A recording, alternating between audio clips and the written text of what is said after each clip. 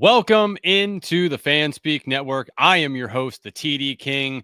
Tonight on Lineup Legends, once again, the man, the myth, the legend, Steve Shaup in the building, in his building, on our stream.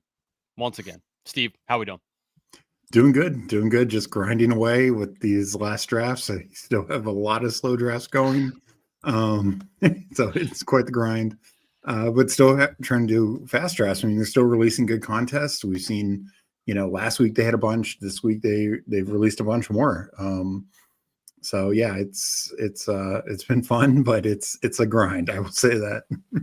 Yeah. I think I got like 14 slows going now. You said you have a little over 200 still going. So Yeah, that's just on Underdog. oh my God, dude, that is just wild. I just don't know how you have the time to just focus in on each team before they run out of time to like. Have you ever had any that were like all kind of ending around the same time and you were like really in a pinch? Well, that's one thing because there's still like the overnight pause. So then a bunch of those are all on the same time frame. So, if when those 4 hours start up again or whatever, however it works, like there was a time earlier today, I had like 10 drafts, 10, 12 drafts that were between like 20 minutes left and 25 minutes left. So I had to get all, 10 or 12 of those done in that window. Yeah, grinding away, man, against the clock. Yeah, and it's only going to get worse too because those clocks are going to go down again here shortly. So, yeah, that's that has to be tough, Steve. That has to be tough. I do pity you having so many slow drafts still. Yeah, but FK mentioned it goes down to an hour for Underdog tomorrow, and then both Drafters and DraftKings Drafters goes down to 2 hours tomorrow, and then DraftKings goes down to an hour, I think, on Monday. So for me, Tuesday, I don't even remember, but it is a grind. So essentially, you're just checking these things hourly, like up through the time you wake up till you go to bed. Yeah, like early in the summer, I'd be in a lot of slow drafts, and so I'd maybe like, when I check, I'd maybe be up on like 50 drafts, but that's because I hadn't checked in 6 hours. But now, I obviously can't do that, so I had to basically check all the time now. Oh my God, Steve. You are again married to the game. I absolutely love it. Let's check in with the chat. Mr. Mike Raub in here. So much drafting left and so little time. Who Haim says, what a legend. FK Coolers, yeah, coming down the final stretch. Lolsimo checking in. Sup, Lolsimo. Green Bean checking in. Sup, Green Bean. Mike Rob, man, Steve is happy. LOL, great to see you when it's slow draft hell. 1 hour, yeah, 1 hour clocks. Eddie says, what's up? Meeting was canceled. So he's in here. Let's go. Always good when the meetings get canceled. Brune Dog in. Sup, Slapsters. How we doing? Eddie, we could do an entire slow draft show with Steve. Yes, we could. Just helping him go through his slow drafts. That's not wrong. Jeff says, Shoup Dog. Yeah, that is wild, Steve. I mean, I just can't get there. I can't do that many. I'm working myself slowly into the slow draft hells throughout the year. And man, I just could not be in that many. There's no way. I would for sure miss picks. It would just be what it is. Yeah. All right. I get it. People, tonight we will be doing a plethora of drafts for you all since we are in the dog days, the final days of drafting.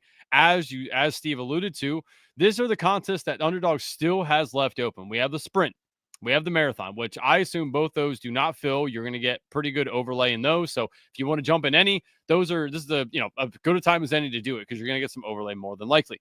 You have the Rottweiler, but Superflex. You have the first quarter number 2 that came out. Been doing a lot of those. We have the Pointer, which I do like the structure on the Pointer. That's $11 buy-in. Love the Pointer. BBM still available. We have the Puppy 4. You have the Mastiff for the ballers not on a budget, $1,000 entry. The Golden 2, you got the single entry one that they just released, $10. And then today, they released all the prime times for us for the Thursday or Friday game. You got the primetime Palooza, you got the Bash, you got the Hurry Up, which I think I've done 5 or 6 hurry ups. Then you have the primetime Dive. Underdog looked at us and said, you know what? You guys aren't spending enough money on the app. We're going to release everything. So you guys take your entire paycheck and throw it right in to the Underdog app. I absolutely love it, Steve. I mean, out of the stuff that's still left, what has your eye right now where you're like, you know what, I need to do more of those? So I'm a big fan of Superflex. I've done only one of the Superflex Rottweilers so far. I'm planning on doing the other three. I haven't done, I don't think I've done any of the pointers so far, but I want to do that. Like you allude to, that is a very strong contest structure. And then even the single entry, also a pretty solid contest structure. So I definitely want to get those. I'm going to do, a few more marathons and sprints that I want to do, because like you also mentioned, we're probably looking at overlay for both. And that's always good. And I also think they're strong contests. Like they're very good ROI contests, and you do still have a chance for a 6-figure payout if you get really hot. And then I am going to do a few more BBMs, but I'm definitely not maxing that. Yeah, I was gonna say, Steve, we could do a pointer. I have where's the pointer here? Let's see. I know I've done a couple. I have done what is it, 7? Yeah, so I've done 2 so far. If you're interested in doing that, I do like the structure a lot. I mean, what the stuff I like about it is there's only 20,300 people who are entered. 40 grand up top. It is 2 of 12, 1 of 6, 1 of 3, 188 seat final. If you make the final, you get $77. So you would get your entry if you max back to make the finals. But I mean, just with 188 people in a final, if we make the final, I mean, all you gotta do is finish 15th or better to win $1,000. You can win up to 40 grand with only 20,000 people entering. Like, I like that structure a whole lot. Obviously, so do other people, because it is already 39% full. That one's very cool. So if you want to do that, I am more than willing to jump into that as well. Yeah, well, you want to start there? I'm good with that. Yeah, we might as well. So for those of you that want to draft with us, we will go over to the pointer. Again, that is the new $11 contest, 7 entry to max, 40K up top. All right, let me, again, I'm going to get in on my phone because Underdog just hates me on my computer sometimes here. So for those that want to get in with us, again, the pointer is where we're going, is this one right here. I will count it down. 5, 4, 3, 2, 1. Entering right now. We do have 10 more to start, so this could take a hot second here. Come on in. The water is fine. We would love to draft with you. All right, Steve, you know what? While we're waiting, so we got 6 more. Right here. Wait, is this the one I asked you about? This is a different one. So I have an eliminator going. I have Josh Allen, Bo Nix, Michael Penix, Bijan, Kyron, RJ Harvey, Dylan Sampson, Austin Eckler, Cortland Sutton, Diggs, Jacoby Myers, Christian Kirk, Wandale, Deontay Thornton, and Jalen Coker with Colston Loveland. So I need to get, I think I'm okay with 5 running backs here on this one, to be honest with you. Do you agree? That's really strong. Okay. So obviously I'm going to need to get a wide receiver and a tight end yet. Anything stick out here to you? Again, tight ends by week 5, and then wide receivers kind of mixed all around. I would probably go like tight end here, maybe Mason Taylor. I think you'd asked me one before, but I didn't realize what you had a tight end. I like Pat Frymouth a lot, but he's got the same buy. Yeah, it's funny. I actually asked you on a different team. So I had 2 eliminators that needed to be done. So so Loveland's on 5, so we kind of can't take that. So would you take like Jawan Johnson, Gesicki, Taylor? I think so. I'm just a little worried Gesicki could be slow to start, like for eliminator. Just because he missed a lot of camp. So I would probably go Mason Taylor or Jawan Johnson. All right. Chat, any interest in saying what you would do here? Jawan Johnson or Mason Taylor?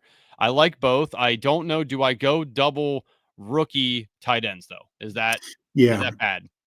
Yeah, I think taking Jawan Johnson's fine. I mean, Spencer Rattler can't get the ball downfield, so he's probably going to look Jawan Johnson's way. All right, let's do it. I'm taking Jawan Johnson. All right. We did fill up here, so let me hop on over to the pointer now. Is this the one? Nope, that's a different pointer I'm in. This one? Here we go. No. All right, so let's see who's in here with us. Of course, Lolsimo in the deuce spot. World's best boss. I love that. That's so funny. We are in the 5 spot, Steve. We got D Money, which is not to be confused with Duh Money, Mike Raub. So that is not Mike Raub, but maybe it is. He does have multiple YouTube accounts. Maybe he has multiple Underdog accounts. We got FK Coolers in here at 1-7. Anybody else that you recognize? Let me Well, Huron River Rat at the 8 spot that's Jason Calhoun. Okay. Jason Calhoun. Welcome to the So fucking Thunderdome. he's always in a lot of chats. So yeah. Mike Rob told me to take Mason, you coward, and Hu Hensein's between two Johnsons. Yeah, that was what he did for his show today, which is fair. Like both Juwan and Theo Johnson are essentially free in drafts, and they're both starting tight ends. This is accurate. And they're both Penn State tight ends, which is also Juwan was at Oregon, right? Like, didn't he go to Penn State? Am I not thinking? We're on the clock, by the way. Yeah, do we want Barkley or Jefferson or? Let's go Barkley. Okay. Yeah, didn't Juwan Johnson go to Penn State? I know he's at Oregon. I don't know if he was anywhere before that I can recall. Let me check. Because I'm a Penn State fan. I could have swore Juwan Johnson college. Did he not go to Penn State? Oh, he did. Yeah, he went to Penn State and Oregon. Okay, so he transferred. Right. I knew he was at Oregon because the funny thing is he was like Shuck's roommate at Oregon when Shuck was there or something like that. Let's see. Jeff Coley says, I have 4 picks left in my final elim. I'm so sad. I think I still have like 7 elims going right now. Just been trying to slow play those, seeing what news comes out. It's a good strategy. It really is. Like next year, I highly recommend. I know people don't like slows, but look at the edge you've gotten these last couple of weeks. Yep. Yeah, it is nice. I before like the day it was ending, I put in like 10 into slow. That way I could, kind of slow play it and see what happened, which obviously we have seen. Like I wanted to see how long I could push them to make sure I could get them past cuts. Now that cuts have gone by, that helps a lot too, because, there's guys at the end, like this Jalen Coker thing. Like I didn't really love Coker. Kind of like him now that I know I'm feeling for sure isn't there. And, a guy that, Bruni and I are in on MVS, he gets cut yesterday, but then he goes to probably the best elim spot ever, the 49ers, who have Ricky Pearsall and no one at receiver. Everyone's injured or suspended. There's George Kittle. No, but in terms of receiver targets, like Purdy's going to throw 35 times. Like, even if you give Kittle 10, McCaffrey 8, Pearsall, the rest? No, I mean, some other receivers are going to get a few targets. Yeah. Do you think that like they throw him in like that, like into the game plan like that week 1? I actually do, because they don't have anyone. And also last year with the Saints and this year in camp, he was under Kubiak, who comes from the Shanahan tree. So there's got to be a lot of similarity in like, I think there's some different principles between the two, but there's similarity, at least in the verbiage, and at least in some of the play concepts. So we are up. Brock Bowers, McConkey, Taylor, Jacobs, Higgins, McBride. I would probably go McConkey or Taylor. I think I have an article posted on Fanspeak tonight or tomorrow that it's going to talk about how I'm trying to leave every draft I can with Jonathan Taylor. He's going his RB10, and he legitimately is RB1 upside. We saw it 4 years ago. Last year, he finished 9th in total points, and that's with missing 3 games, and then 5th in points per game. And that was with Anthony Richardson at quarterback, a guy who did 2 things well: stole red zone touchdowns and threw the ball 60 yards to Alec Pierce and company. Both those things just kill points for JT. So I honestly think he could be just a huge smash this year. Okay. Yeah. I mean, I like Taylor too. I mean, the nice thing about Taylor is he gets all the work. He gets any work that they want to give him, right? Like he's clearly the guy who's going to be the goal line back. Like he can do it all. He actually is very good with pass catching stuff, and they just don't really throw it to him. They should. Well, and that was another thing. Richardson wouldn't check down. He wouldn't dump down. Never. Let's make this big. We saw Daniel Dimes check it down to Saquon Barkley quite a few times. So yeah, I hope Jonathan Taylor gets that. All right. Hampton, Jackson, Marvin Harrison, JSN, Kyron, Mike Evans. I kind of like Lamar. Maybe Mike Evans. I mean, Marv is fine. Yeah, I mean, I like both these guys too. Do we want to? You know what? Let's go with the league guy. Yeah. Like the year Taylor finished RB1, he had 40 catches. Last year he had 18, And granted, he missed a couple games, but he would have had 22 if he didn't miss those games. Like he had 40 catches, 340 yards, 350 yards, whatever it was that year. Me, it was close to 400. But the point being is like, yeah, he's fine catching the football. Just these last 2 years with Richardson, they haven't thrown the ball to him. Yeah, they should really look into doing that because he's been fairly good when they do pass it to him. So if I'm the coaching staff, I'm looking at Jonathan Taylor. Like I don't want to leave a game without getting him anywhere from like 23 to 27 like touches in total. Exactly. I don't know what they're doing. Like what you got really you got Tyler Warren now who should be pretty good, and you got Josh Downs. You got some guys there, Pittman and whatnot. But like Jonathan Taylor's so good. And he's probably not going to be on your team for very much longer. Why not just go give him all the work that you can? There's really no reason not to. Look at how he was down the stretch last year. I mean, he was just crushing teams. And no, I agree. They just need to get the ball in his hands. He's in terms of talent, one of the top 3 or 4 backs in the league. And I just think the opportunity could be there for him to be, if not RB1, like easy top 5. If he's healthy. And again, he's going 10, so you're just getting some good value there. Do you know where their offensive line is ranked right now? So I'm not sure. I haven't looked at some of the ones out there, but they've always been pretty good. They did lose 2 starters. Both ironically went to the Vikings, Ryan Kelly and Will Fries, but they've drafted so many mid-round offensive linemen in the last couple of years. I think they're probably pretty solid. We are up, by the way. James Cook, Breece Hall, Jameson Williams, Cortland Sutton, Ken Walker. JMO or Sutton. Yeah, I was gonna say, like, what do you want? I mean, Sutton's gonna get so many more targets, but I have so much Sutton. You know what? Fuck it, no. I mean, it's like Sutton feels like such a boring pick, but he just gets the work done. He's good. He gets the targets. He's been fairly good with like the percentage of catches on the targets, as well as they look to him in the red zone. He's a huge red zone weapon. God, he just feels so boring, but it just works. He just works. I know. And the thing is, like, one, the Broncos offense has looked good in the preseason and should. I mean, they closed strong, and then all they did was add pieces, add Evan Ingram, add a couple running backs. So while some would say, oh, that takes away from Sutton, I really don't think it does. I think they're just, their offense is going to get better. They finished 10th in touchdown or 10th in scoring, like 17th in yards last year. I think they could be top 5 in both. I just think they're going to be such a strong offense this year. Yeah, I don't disagree.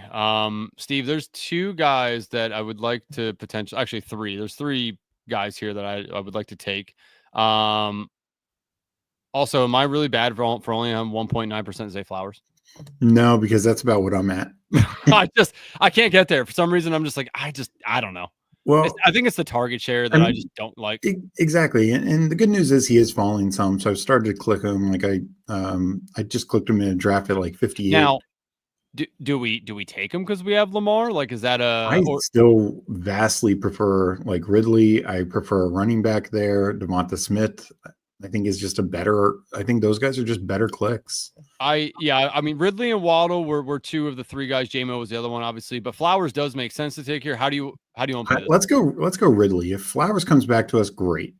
But if not, I'm not going to worry about it, because speaking of Ridley and Flowers essentially had the same points last year, and now Ridley has finally jumped him in ADP. But they had the same points last year, and Ridley had the worst quarterback play in the league, the stone worst, and Flowers had the best. So, I mean, Lamar is still going to be great, but he had an 8-point-something touchdown percent rate last year, and Flowers only managed 4 touchdowns. Lamar is going to throw less touchdowns this year. I mean, there's few guarantees in life, but that's probably one of them. Now, it could be 3 less, but I don't think he's throwing 40 plus unless they massively throw 700 times, which is highly unlikely. So it's tough for me for Flowers. I think he's a good NFL player, but he just is overrated in best ball. He had as many wide receiver 1 games, being a wide receiver 1 through 12 on the week as Bateman did last year. So, I mean, you can get the same sort of projection profile essentially from their number 2 receiver. A little less consistency, which is why Bateman's number 2, but we'd be taking him when you're taking him this early. I mean, consistency is fine, but I want upside. I want spike weeks. I want guys who can be my, lead dog. Yep. All right, we're coming up with 5 picks. Again, there's like 4. There's 4, 5. Yeah, it's like 5 guys I really like in this range. DeAndre Swift, 1.9% as well. I just don't like DeAndre Swift in general. Damn it, Zay Flowers goes. I'm really hoping he would make it back just because I've I mean, I've got him in the low 60s lately, and that's why I've started to get. I might be at 2% now. Okay. 3 of the 5 guys that I really like just went in a row. Or I should say wanted. I don't really like Flowers, but I wanted him. Debo, Waddle. I like Waddle a whole lot right there. I mean, especially at 65. Jesus. Yeah, that's a good pick, Jason. See what FK does. Looks like it. Did he just auto? Okay, well, there goes another one. Oh. All right. So how do you want to play this here? I like Pollard here. But we do have Ridley already. I also, what is that? And Pollard goes. Okay, neat. All the people I love. I would at that point. I would probably go Diggs. I think Diggs is a good play. And do you have any love for Olave at all? Like, doesn't it feel like he can just get as much targets as he wants? Now, granted, the quarterback situation. Yeah, sucks, that's. But I guess I'm just so down on Rattler. Like, if it was Shuck, I'd have a little bit more upside because I think Shuck can be more vertical. And why I want Olave to get a lot of underneath stuff. I don't know. Like, I just really question the Saints offense to start. And it's just a situation like I think May and the Patriots offense could not be like a top 10, but I think they're probably top 15 offense. Saints offense could be, stone worse this year. So, I have a lot of Kamara. I think Juwan Johnson's a good value late. I think Shaheed's okay in the mid rounds. Just Olave feels a little pricey. I know his talent is real, but yeah. Sal Hoodman says Tez Walker is his favorite RB, or I'm sorry, around 18 on Jackson teams. Could work. I was on Tez Johnson last year or Tez Walker, and that sucked. All right, we are up here. Jacoby Myers, Laporta, Caleb Johnson, Aaron Jones, Reed Shakir Downs. I'd probably go Caleb or Shakir. Caleb Johnson or Shakir. Yeah. Yeah. You know what? Yeah. Let's. I don't mind Caleb. Well, I think we're getting a little bit of a fall on him, and as we saw first preseason game, statistically he didn't have good numbers, but he actually ran fine. They just had no blocking. Second preseason game, he had some really nice cutbacks. Same with the third. And then third preseason game, we saw Jaylen Warren slip, have a fumble. Like, I just don't think he's going out there. Like, he's not a guy who's going to get 20 plus touches. And as I've said before, Austin Eckler played 3 less games than him last year and had more fantasy points, and you can get him, 50 spots later. So I'm just not a big Jaylen Warren fan at this price. I mean, I think, again, a fine football player, but he should be going like 125, 130. And I think Caleb Johnson just ends up leading the team in rushing, leading the team in touchdowns, and is going to be just a good, solid piece. Yeah, I got a lot of them. I was taking them a decent amount before, and I kind of pulled back the reins a little bit on Caleb Johnson just because Aaron Rodgers fucking chewed him out, and we all know what happens when Aaron Rodgers sends somebody into the gulag. So I pulled it back a little bit, but I mean, I think talent weighs out there, shines out over Warren. Caleb Johnson he's looked the best on the field. So as long as Aaron Rodgers can, allow him to stay on the field, I think he'll be fine. Well, it's just Jaylen Warren in 3 years has 6 total touchdowns. Caleb Johnson, including whatever Jaylen Warren does this year, Caleb Johnson could easily have more career touchdowns at the end of the season than Jaylen Warren. Yes. Nice. Definitely.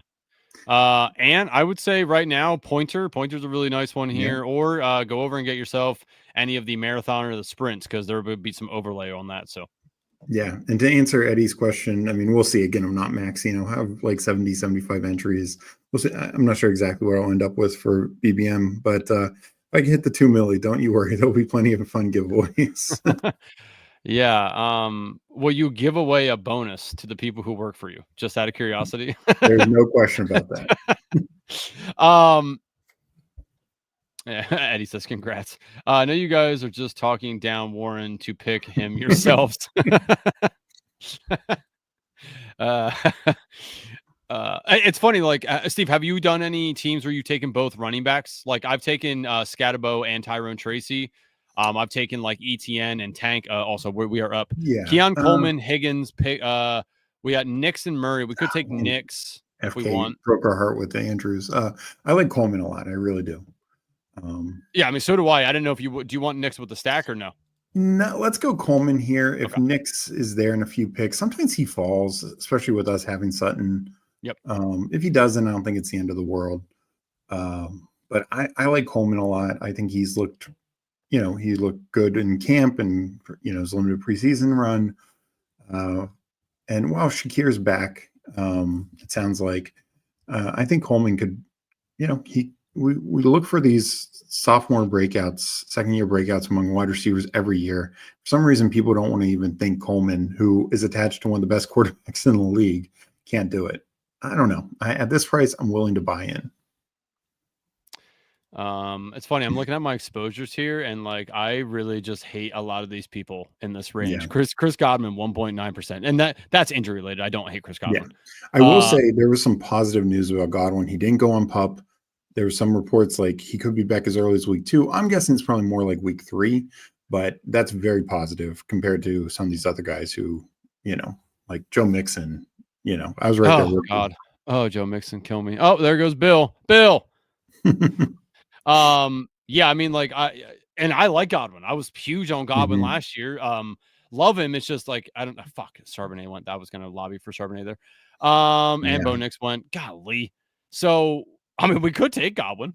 We could. I mean, on this build because we have other receivers like either him or Ingram. Let's go Godwin. Let's go Godwin. Like had we taken Nix with the last pick, then Ingram. Yep. But the one thing I will point to, and I understand and he was injured as well, and I understand it's a little different because he's suspended, not injured. Like he looks fully healthy. But everyone talks about how Rashee Rice was wide receiver 3 when he got injured. So you're getting this massive steal, this massive value. That was through 3 games. Chris Godwin through 7 games was wide receiver 2. He gets injured. He might miss 2 games, let's say 3 at the worst. And, even if it takes him a week or 2 more slowly coming back, like why are we even pushing this guy to 100?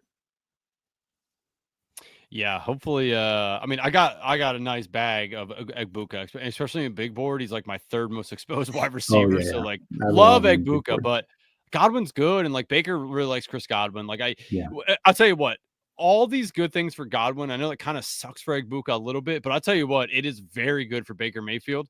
And I have a boatload of Baker Mayfield. Like I feel like, and I like Bucky, but like I just feel like the Bucks, if they really wanted to just turn on the entire pass game and just absolutely kind of ignore running the ball, they could. I mean, you have Mike Evans, Egbuka, and Chris Godwin. Like that's an elite trio to throw to. Yeah, once Godwin's healthy, that trio is best in the league, I think. It's so good. I'm like, so I kind of think like sometimes I'm like, when I go to pick Bucky, I'm like, what if they really just don't run as much? I just think they are going to just be such a good offense, And I know I just talked earlier about Lamar not throwing 40 touchdowns. The difference is Bucks are going to throw the ball more. But what's impressive about Baker throwing 40 touchdowns last year is he did it without Godwin for 9 weeks, without Mike Evans for 3.5 games, without Otten for 3.5 games. So sounds like that could be a repeat this year. And then even Jalen Millen missed 3.5 games, and now he's injured. But I think Egbuka, Godwin, Evans are as good as it gets. And Wirfs also dodged the pup list when, a month and a half ago when the first reports came out about Wirfs, people thought he would miss 4 or 5 games. He's probably kind of in the same boat as Godwin, probably back around week 3, 4 at the worst. And who him said Tez Johnson, I mean, he's small and everyone's favorite, but yeah, he might start the year as their wide receiver, maybe their wide receiver 3 to start the year with Godwin's situation.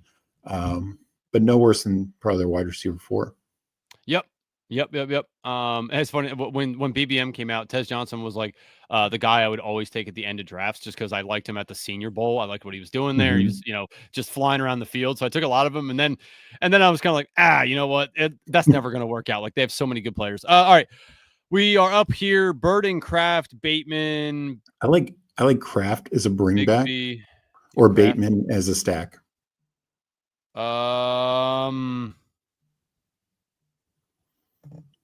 You know what? Yeah, I like to stack more, honestly. Yeah. No, that makes sense. I mean, I like Kraft, and we obviously need tight end, but it's nice. I mean, obviously you don't have to stack Lamar, but it's still fun. Yeah, I mean, if he's going to get any sort of semblance of anywhere near the amount of touchdowns he had last year, I mean, it's going to be Mark Andrews, it's going to be Rashad Bateman, and then Flowers. Right? Like they don't really have like a ton of like good guys. So like I feel like Bateman has to be. What did Bateman have last year? 8 touchdowns? I think 8, 7 or 8. Yeah. So I mean, if we can get that at pick 116, anything near that, like that's a good pick. So I'd rather take that. Also, like I know we are looking at tight end here. I like Njoku. I've taken next to no Kincaid, but I do feel there's value there with just. I think they spread the ball around a little bit, and I have a boatload of Ferguson, 17%. Kyle Pitts, where are you at with Kyle Pitts right now with the injuries there? Like, so I've been starting to take him some. I mean, for the first May and June, I think I had like literally 2 shares of him in hundreds of drafts, but I've started to take him just because other tight ends are getting injured. Guys like Likely, Gesicki, a little banged up, just some other things. And then, like there's some injuries on his own team. So I have started to take him some, probably at like 4% now. Yeah, I like Michael Penix, Jesus. Pitts. I like Kyle Pitts a little bit. All right, so B-Rob, Javonte, Braylon Allen. Pull up a running back. Do you want to pull up even like Eckler real quick? We got 5 seconds. I know this is a big pull up, but I mean, what's the pull up on it? I mean, it was 16 picks. I mean, not like terrible, but Eckler, let me make the case for Eckler. He's another guy in the article where I'm getting him in every draft I can. I honestly think he might be the biggest beneficiary of the. Thank you, Mike. Appreciate the super chat. And Hopkins, look, I'm taking Hopkins. I got like 9% Hopkins. Yeah, I got a lot of Hopkins. Yeah, we might be double tapping there. But Eckler is, as I said before, he outproduced Jaylen Warren, and he finished 32 in points per game, the exact same number as Tyron Tracy last year. Of course, Tyron Tracy goes way higher, and Tracy's competing with a rookie. Eckler's competing with a rookie. One was a 4th rounder, one's a 7th rounder. I like Bill, but I think Eckler is the biggest beneficiary. He's such a good weapon. He actually, and this is in 4-point PPR, but if you look at Fantasy Player Profiler, he was like number 1 in points. What was it? He was, I think, number 1 in yards per route run among all running backs. He was like number 2 in points per touch, or number 3 in points per touch among running backs. Like, he's still good, and he just needs to not get concussions this year. And I think he's an absolute smash. Yeah, he could. I mean, he could be. I worry that like he's not a spring chicken anymore. I worry that like they don't want to put too much work on him, so he's kind of like middled, a little bit. Like he can't take a full workload, which is why they're gonna obviously, bring in Bill and Chris Rodriguez. But I think he's fine. But like, how many weeks do you expect him to be used on our team? I mean, I think he had 4 or 5 usable weeks last year in 12 games. Okay. So I could see 5, 6, 7. Honestly, like if we're talking, because I consider usable anything 10 points or above. And, like that would mainly be looking at our flex when we have Barkley and Taylor, but he's such a good, I think he increases our floor considerably also. All right. So we got Kincaid, Ferguson, Goddard. Do you want to take Cam Ward before he's Let's gone? take Cam Ward. Let's just secure Yeah. that. I'll say I didn't want to miss out on having a good second quarterback, Yeah. or at least one that is like an unknown upside. Yeah. So on like there's Bretton Strange, Goddard, Ferguson, Kincaid. If Ferg gets back to us, I think we run to the table with Ferg. Yeah, might as well just get him over 18% while we're at it. Fuck it, right? I mean, what could go wrong? I'm always like, oh, I like this tight end a lot, and then it just, oh god, tight ends kill me sometimes. Yeah, no, I know. And this Zach Ertz, 23%, by the way, just to put another. No, I mean, we could just keep making that team bet. Yeah, just keep. Yeah, I do like myself some Zach Ertz. Zach Ertz, week 1 touchdown incoming, by the way.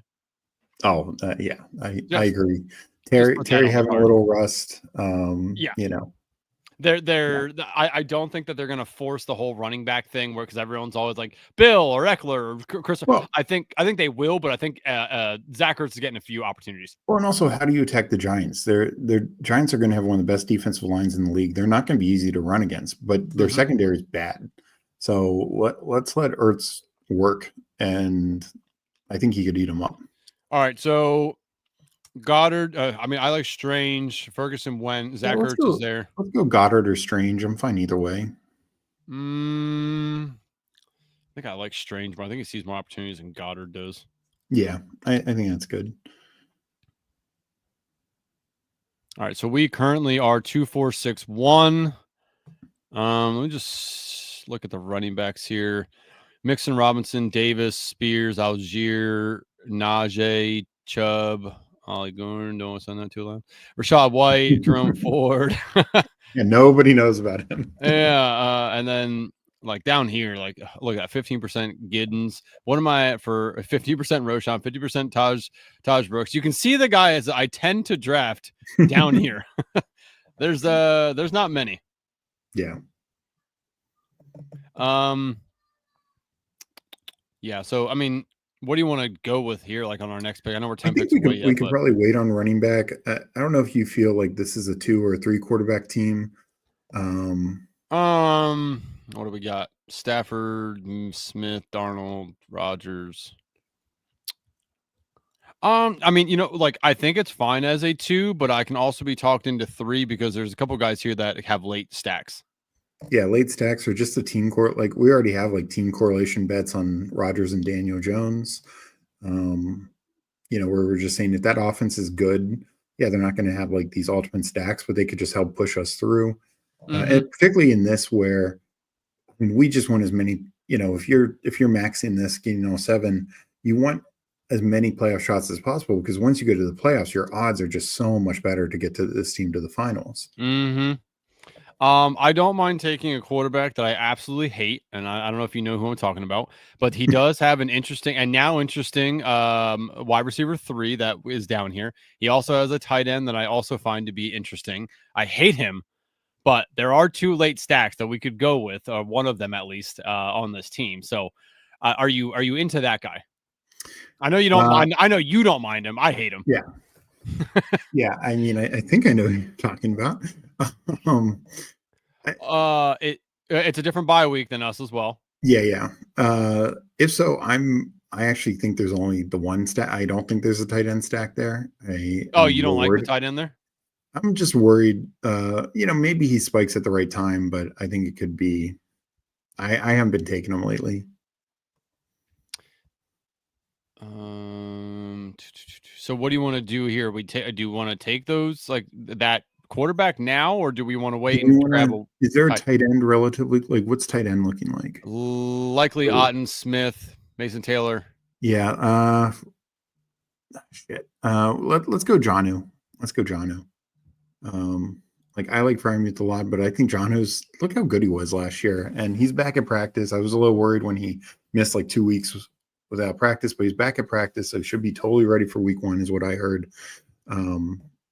And we just saw his upside, and also he's been with Arthur Smith before. This is why I like both Steelers tight ends. Like Arthur Smith has did this 2 years ago with Pitts and Jonnu. They're both top 20 tight ends, and I could see both being very effective.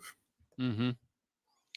Eckler can easily have 1,000 yards with him. That's honestly how I feel. He had over 700 last year, and he played in only like 11 and a half games. Who Hames says need one for Spurn while we are advertising. 3 will be end of me. So here,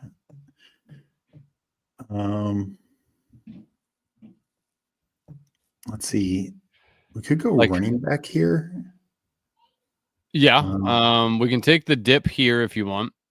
I don't mind taking this dip either. I mean, I feel like he's gonna be fine.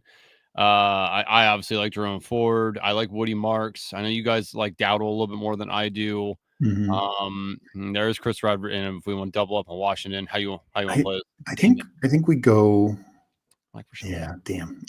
But I like Ford also. I mean, I'm fine with Ford. Do you think we need him?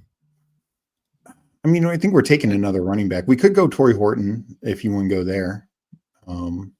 Fuck. Well, we got like no time, and I'm not gonna mess. I'm not gonna mess that up. Again, I like Ford. So I think, we're definitely done. Like, we're gonna add a fifth running back, and yeah, we could have waited and taken.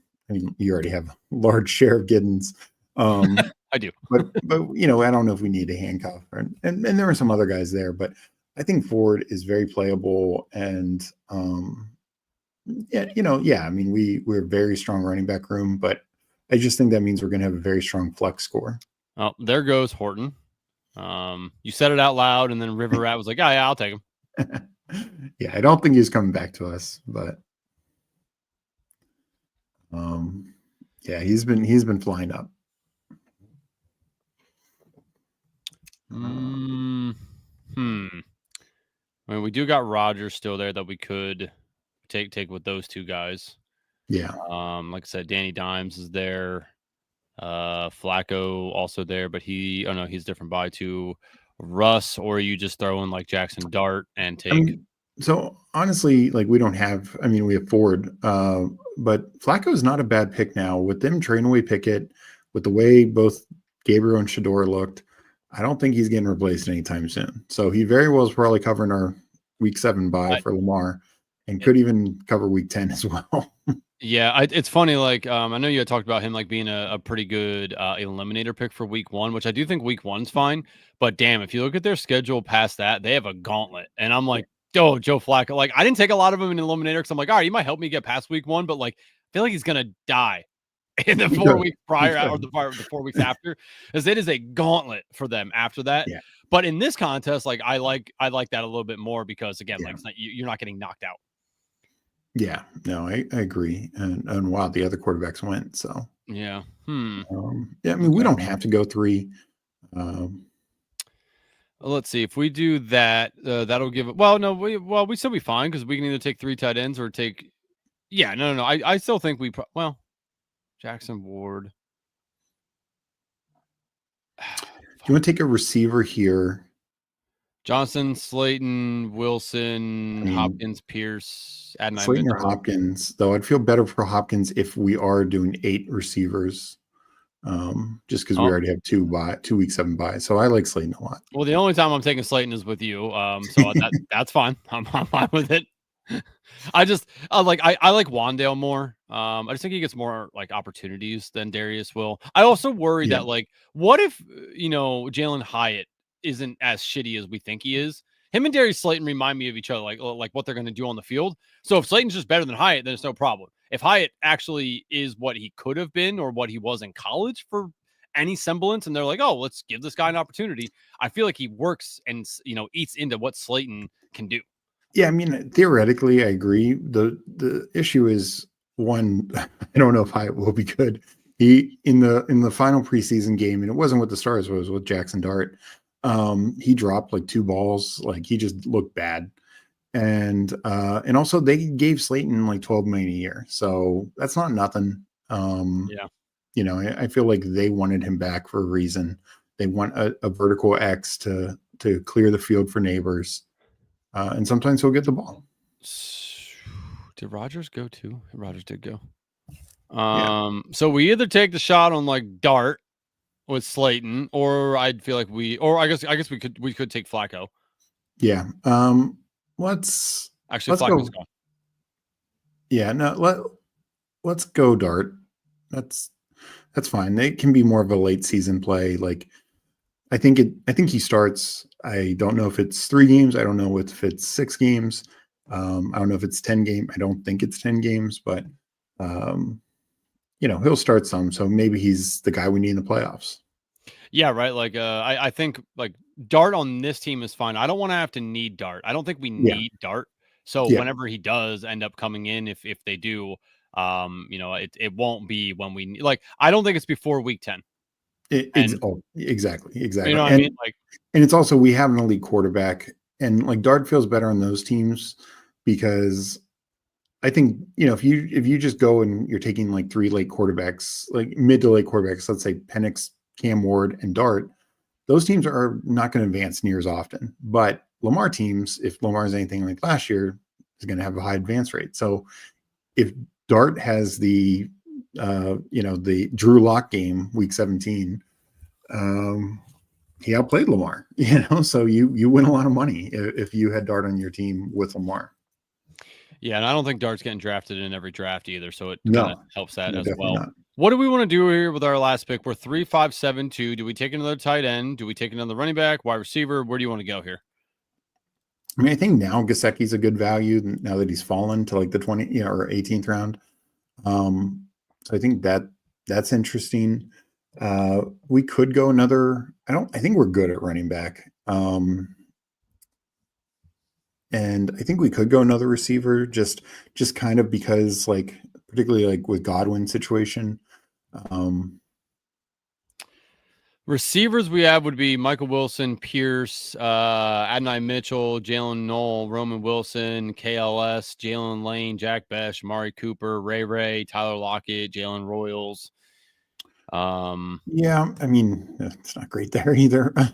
But I think Ray is a good early season guy to help, particularly if we do have worry about Godwin. Tight ends, we would have Gesicki, Arroyo, Waller, Juwan, Pat, which we can't take Pat. That would be weird.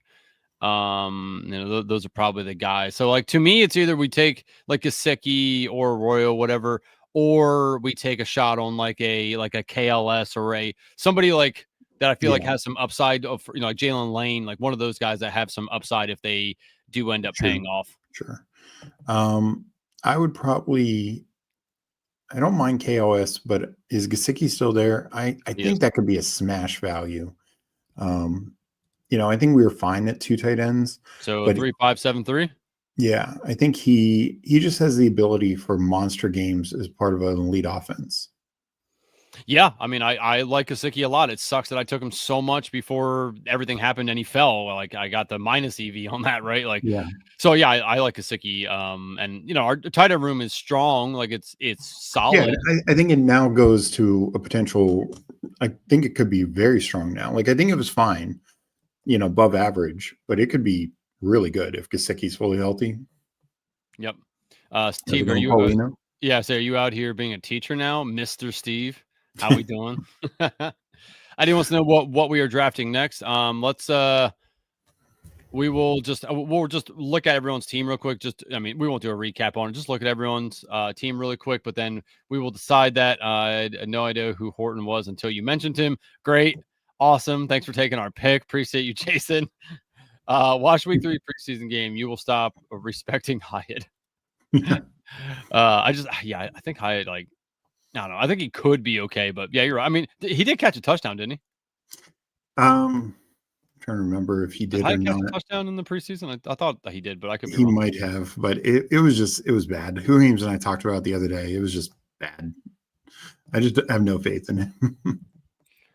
Eddie wants to know how you're doing in the dingers. So I have 4 semifinal dingers. And I have 2, one's in first place, one's in second place, but the one in first place is by like 10 points. So okay, it's gonna be a sweat down to the wire. Fingers crossed. I do have a mini baseball MLB mini limb that is likely to make it through to the finals. But we'll see. Whoham said, yeah, after the 2 drops, Yeah. he did catch a TD. So I thought I saw that. I got stuck autoing 3 different times and had to get creative. Been there, done that. Also, I've fallen asleep. Like I do like a late night draft or like sitting in the recliner and I'll be like doing something. And I'll fall asleep and I'll wake up like 7 rounds later. I'm like, fuck. Yeah. All right. Time to barber up the team here a little bit. All right. So Losimo, let's just check out teams. He went 2-5-8-2. Allen, Darnold, Bijan, James Cook, Bill, Tootin, and Justice Hill. Higgins, Jameson Williams, Chris Olave, Jawan Jennings, Michael Pittman, Romeo Dobbs, Jalen Coker, and Quentin Stonehands Johnson, and Tucker Kraft, Dalton Kincaid, Cade Otton. Okay, not bad. Not bad. I think the running back room is okay here. I think you need Bill to actually be pretty good. We went, again, 3-5-7-3, Lamar Jackson, Cam Ward, Jackson Dart, Saquon, Jonathan Taylor, Caleb Johnson, Austin Eckler, Jerome Ford, Cortland Sutton, Calvin Ridley, Steph Diggs, Keon Coleman, Chris Godwin, Rashad Bateman, Darius Slayton, Brenton Strange, Jonnu Smith, Mike Gesicki, which I like that team. FK Coolers went 2-7-7-2, Jalen Hurts, Matt Stafford, CMC, Scatabo, Braylon Allen, Trey Benson, DJ Giddens, Blake Corum, Brashard Smith, AJ Brown, Ted McMillan, Devontae Smith, Matt Golden, Shakir, Shaheed, and Leggett, and then Mark Andrews, Dallas Goddard. Not bad. Not bad. Yeah, do not hate. I know he said he autoed, but yeah, I say that's not bad for missing a few picks there. Yeah. All right, let's see what else we want to do here. We still have, so we have the sprint, we have the marathon. First quarter 2, we could do that. Puppy, I haven't done my golden yet. Yeah, do you want to do either like a puppy or first quarter? If you did want to try, I mean, the tough thing with sprint marathon, it all depends on the lobby. Like if it's, it might take a while. Is what you're saying? Like we could jump in, and if there's like 3 left, then it's worth it. But if not, then it's Yeah. Let's I've done 5 of the first quarter 2s. Let's do one of those because those are fun. I like those a lot. All right, so if anybody wants to jump in with us, again, the first quarter 2. Again, I'm gonna get it in on my phone here. Let me find that. So we're definitely taking Joe Mixon in this. Yeah. Yep. And Ayuk. Also, I've done some of the prime times already, and people have drafted Rashee Rice, which again, I know you can like swap out, but I'm like, where are you in your brain? Like, what are you doing that you're like, oh yeah, you know what? I'm gonna take him. Makes no sense. All right, I'm gonna count it down. 5, 4, 3, 2, 1. Entering now. We do got 2 more to start, people. 2 more. First quarter 2. But yeah, I'm like when I'm in these prime times and I just see people like take Rashee Rice, I'm like, what? Why? What are you doing? What are you doing? It just makes no sense. Like he's not playing. He just agreed to a 6-game suspension that starts the beginning of the year. That is week 1.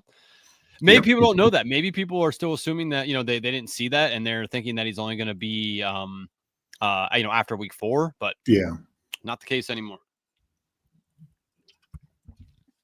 Losimo in here with us at the 2 spot. We're at the 4 spot. Nice. And I think that's it. Yeah, Eddie's in Eddie's in the 1 hole. That's right. Incredible. I like it. Let's see. Mixon and Judkins were going a ton in these early on. Yeah, not good picks, people. If you don't know what the first quarter is, it is the first 4 weeks. You do need to survive each week as well. It is not cumulative points, so you must advance.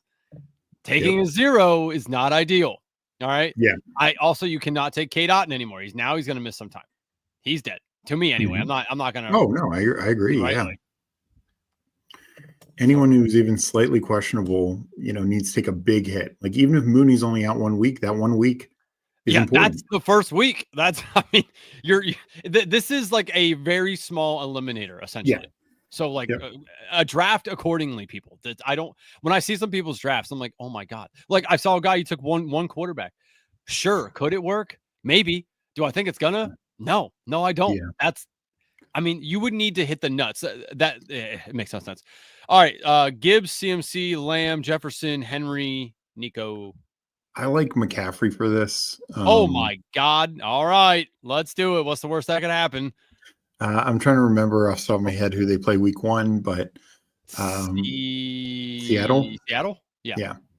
I mean, Seattle's defensive line could be okay, but I think in general, again, we talked at the beginning, they have no receivers. Like McCaffrey, they also have no running backs. They just trade for Brian Robinson Jr. So McCaffrey could just have a monster workload early in the season. This is true. And whatever McCaffrey did when he went over to Germany to get himself right, the good voodoo put on him just came back to the team as bad voodoo because everyone and their mother's getting hurt. George Kittle, wrap yourself in a bubble, please. Yeah. Bubble, Kittle, please. Pearsall, and CMC just don't even remotely go anywhere near. Like, just tell them I'll show up on game day. I'll play, but I ain't coming anywhere near that stadium because there's some bad juju on that stadium right now. Kyle Shanahan piss some voodoo doctor off or something because I mean, God almighty, is awful. And I agree. I know who Heems is really into the first quarter. I just don't think I agree with you. Like one quarterback and one tight end, I just don't get it. Like I think you can go two. I think you're perfectly fine doing two with those positions, and getting some extra picks, for the rest of your team. But honestly, one of my favorite strategies is to go hyper fragile here. We don't have to worry about bye weeks. We don't have to worry about it. Can these four guys stay healthy? They just have to get through 4 games. Like, I mean, I'm taking a lot of CMC overall. I want him healthier than 4 weeks, but if he just gets through the first 4 games, it doesn't matter if he gets banged up or Kenneth Walker gets banged up or, you name the back. So that's the way I look at it. Yeah, I mean, I'm not very big on CMC for the season long, but you do make a good point. Like for the first 4 weeks, I do like that because he could probably make it through 4 weeks, right? Like we think that his body will hold up for 4.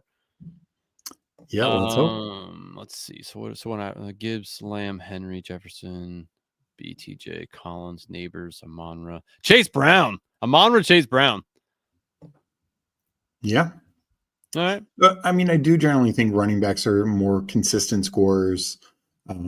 So I think they get pulled up. I'm surprised Chase Brown goes above like Genty. Me too. But the Bengals, they're going to need to put up points. They have a tough schedule, but they're good. We saw how good their offense is. So if you believe, that they're going to be putting up points every week, it's not a terrible play. Yeah, I can see that. And they will be putting up points. Yeah. Even though they brought Henderson back, it's for 1 year. He was there last year and they still sucked on defense. So all right, Steve. Bowers, Allen, AJ Brown, A-Chan, oh good. Lamar, McConkey, Kyron. Bowers is tough. He's got a tough week 1 matchup against the Patriots, I feel like. I don't know. Allen and Lamar play each other. Yes, they do. I think McConkey's fine, but I do like elite quarterback in this. And then Kyron, what do you want to do? We got 5 seconds. Let's go Allen.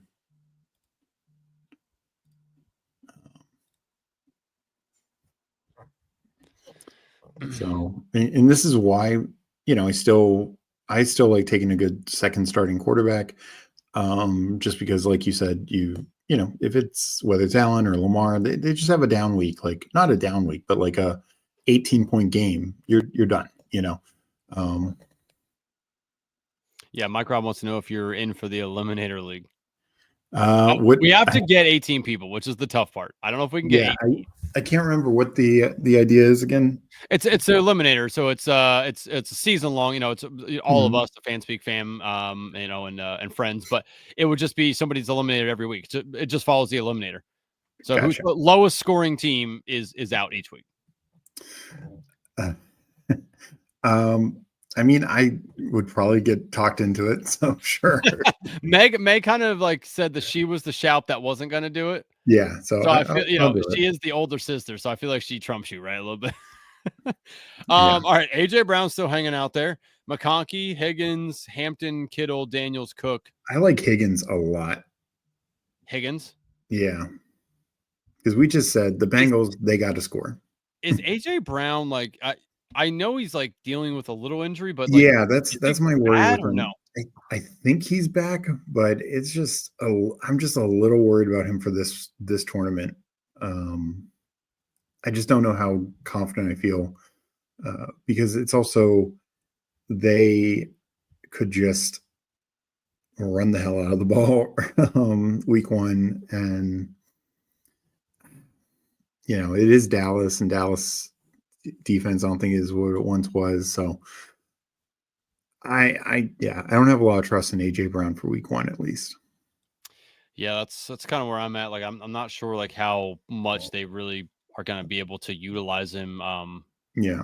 And Devontae Smith's banged up. I mean, Goddard is a little banged up, but I think he's going to be fine. Like he honestly might see an uptick in targets for week 1 as well. And I think Barkley is going to absolutely feast on the Cowgirls. I agree.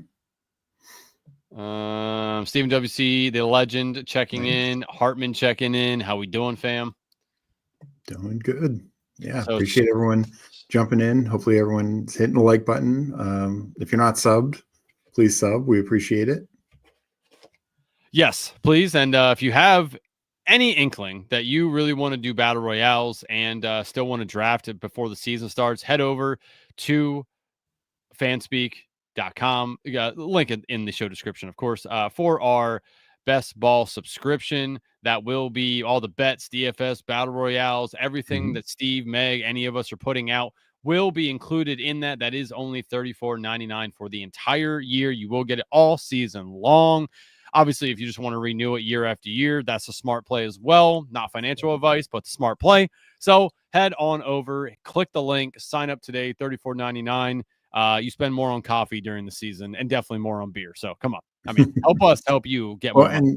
And also the shows that we're going to be doing. I know you already have some shows planned out with Justin. Yep. If you wanted to mention those for those who are, newer, who weren't there last year. Yes. So in-season content, Wednesday nights, Bruni and I will be doing the Battle Royale DFS slate. We will be talking about who we like, what games we like, who we're trying to fade, how to get a little leverage, who the scroll the fuck down candidates are for the week. And then, of course, doing a bunch of drafts, probably, 4 or 5 in a sitting. So that'll be Wednesday night. And Friday nights, DJ and Dad coming back, doing all the bets, best bets, touchdown parlays, my gross play of the week, all the nice stuff that you guys want will be on Friday nights as well. Come on back. Steve, we are up. George Xavier Worthy, 100%. Okay, Xavier Worthy. There's no Rashee Rice. Let's get Xavier Worthy. I didn't know if you wanted Burrow. Yeah, I mean, we already have Allen. Like, if we didn't have Allen, sure. 10-4. 10-4. But it's also like Worthy. Yeah, another situation in this contest, he's clearly mispriced because it's 60% filled. Most of the people have drafted thinking that Rice is going to be there for the first 4, these first 4 games. So I think Worthy is a smash in this contest. Binking said, have they released BRs? They haven't. They've done the Thursday, Friday slate. So they have the prime times out right now for the Thursday, Friday games, but not the regular battle royale yet. I'm not a fan of them this year. Of the battle royales? Battle Royale 4-hour Wednesday night traffic. My God. Hey, we are up. Pickens, Igbuka, Pearsall, Pollard. Igbuka. I mean, all right. We only have one running back. I want to alert you. I know. I think this will end up being like a 5 RB team. I think we can actually slow down at receiver now. But to me, we got like just smash value. And Igbuka, he got even better news today with Otton missing time. Like him and Evans are just going to get, fed so many targets. But now I think we catch up at running back. We're probably going to only do 2 quarterbacks.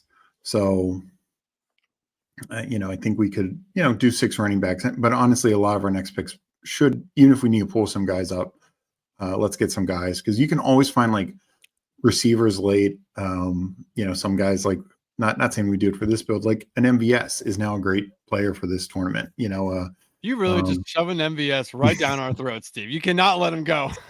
I mean, my love for Adam Thielen. He's even better in this tournament. Yeah. I'm disgusted at myself. 32% in the eliminator. Ouch. Though I you know what? I do like, for my exposures anyway, I like that he left and went to Minnesota because I'm not heavily exposed to Minnesota, so that helps me there. And I'm heavily exposed to Xavier Legette, which also helps me that he moves out of town now. So thank you, Adam Thielen. I'm sorry for all the bad, dusty things I've said about you. I appreciate you moving on back to Minnesota because that has helped your boy. Appreciate you. Yeah. And I think he will fit in. One, he's been with Kevin O'Connell before. 2, he apparently he's worked out with JJ McCarthy in past couple off seasons. Candyman talked about, the NFLPA golf tournament they do every year. Yep. He's on essentially it's a Vikings quartet. He's still on it, and it had JJ McCarthy was with him because Adam Thielen's like a scratch golfer. He's like an insane golfer, but because I think it's like Harrison Smith, JJ McCarthy. I can't remember who the other guy was, but it's like a Vikings group, and then Thielen's still part of it. So he knows McCarthy a little bit. So hopefully they bonded on the golf course, and Thielen will just get fed targets. Well, he's worked out with McCarthy as well. Yeah. So I think that helps for the early season stuff. Is he already like they've already worked together? They don't need to make that connection because it's already made. So I think that helps a lot, actually. Yeah, no, completely agree. And it's one of those things like even if he only has a couple of spike weeks, those are early weeks, that can be so powerful to push you through to advanced teams. And I've mentioned before, Jalen Naylor last year, week 17, had his best game. He had like 16.8 points, and he finishes wide receiver 17 on the week. That would have scored on a lot of BBM finals teams. And I can tell you for a fact, I would have liked his Jalen Naylor 16.9 points in my flex above my, I had to flex a tight end for my big board final. I would have moved up. I would have, definitely, I think I would have finished third, but. So you would have won how much instead of 50? I would have won 65. Oh my God. Yeah. Yep. That's yeah. So it's just like people say, oh, like, how's he ever going to score? Well, then Hawkinson was there, Jefferson, Addison, and he still, outproduced or produced enough. So yeah. Yeah, I think we need running back. I'm not the biggest Aaron Jones fan. We got Aaron Jones, Tracy, Dobbins is okay, like early season. And I actually like Dobbins or Mason a little bit more here. Over Aaron Jones? Yeah, I think touchdowns matter, but I think I'd rather take Dobbins. Yeah, I like Dobbins. Yeah.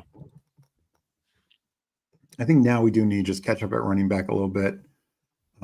We can wait a little bit at tight end. I feel like we'll get another starting quarterback, but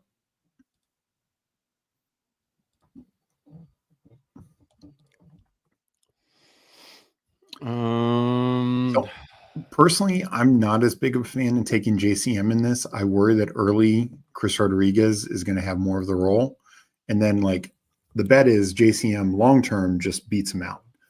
I don't know if that's going to be the case. Look, he's going to get opportunities week 1, but I just don't. I think it's more of a split backfield early is my concern. Like between just the early down work, and then Eckler has his whole role. Because we even heard Dan Quinn say that. Yeah. I don't know, man. It's just Chris Rodriguez is fine, but like if he was good, he would have been good before, and he just he hasn't seen the field, so it's I don't know. Something about him. So, Warren, Mason, there's Sharp. I don't mind Sharp. Now, one thing, we could stop at 2 quarterbacks and take Mahomes if you're interested. We have the worthy. Say less, fam. Let's do it. Allen Mahomes. The one thing I'll say about Chris Rodriguez is 2 years ago as a rookie, he got in late in the year when Brian Robinson got hurt. He averaged like 4.8 yards per carry. Last year in a couple of games when, again, Brian Robinson was hurt, he averaged like 4.6 yards per carry. So he's actually been effective when he's been in there, the couple of starts that he's had. So I don't know. Like, I don't think he's as like a definite zero. I still think JCM is the better bet, but that's more for like the season long aspect of it. What do you think about this comment here from Banking? Darnold over McCarthy. How do you feel about that? Because I absolutely hate it. I could not disagree more with this. Yeah, I mean, I think I'm a believer in Darnold, but I do also think McCarthy, he's in the perfect system.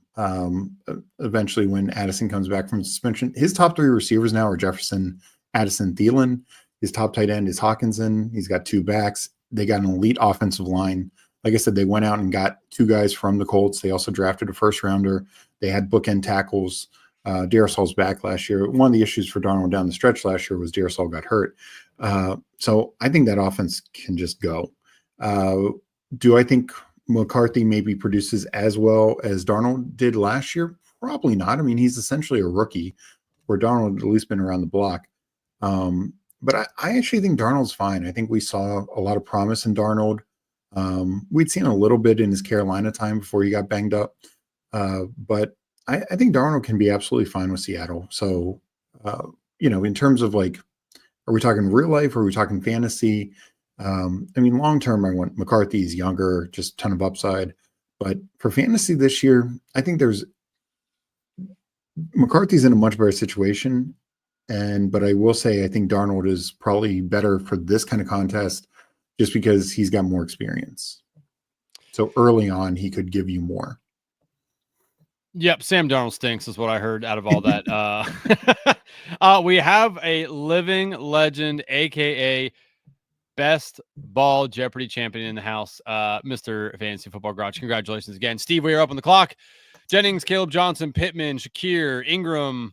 Let's go Caleb Johnson. We need running back help. He's not the best overall week one, but I think he's going to get carries, and it's just, does he get touchdowns?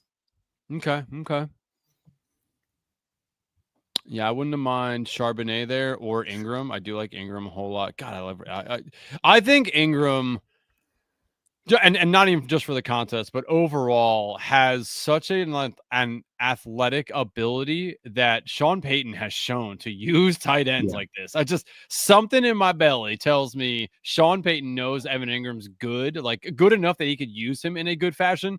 I really think Ingram is being underdrafted, personally. No, I agree. I think Ingram is a very good value where he goes. Like I mentioned before, I think Denver's offense is just going to be very, very good this year. So I'm like 8 or 9%, I think, on Ingram. And I think he's a good click. I like him. I like him a lot. All right. How do you want to play this here next? I honestly like the Sampson call because I think he's starting. Like Zach Charbonnet is talented, but Kenneth Walker looks to be starting. Is Ken Walker starting? Is that confirmed? He's back at practice. I know he's not like they're saying 100% or something, but I think he's back at practice. Charbonnet is probably the best contingent back in the league. And I know they say they're going to give him more work this year. So I think he's fine in general contests.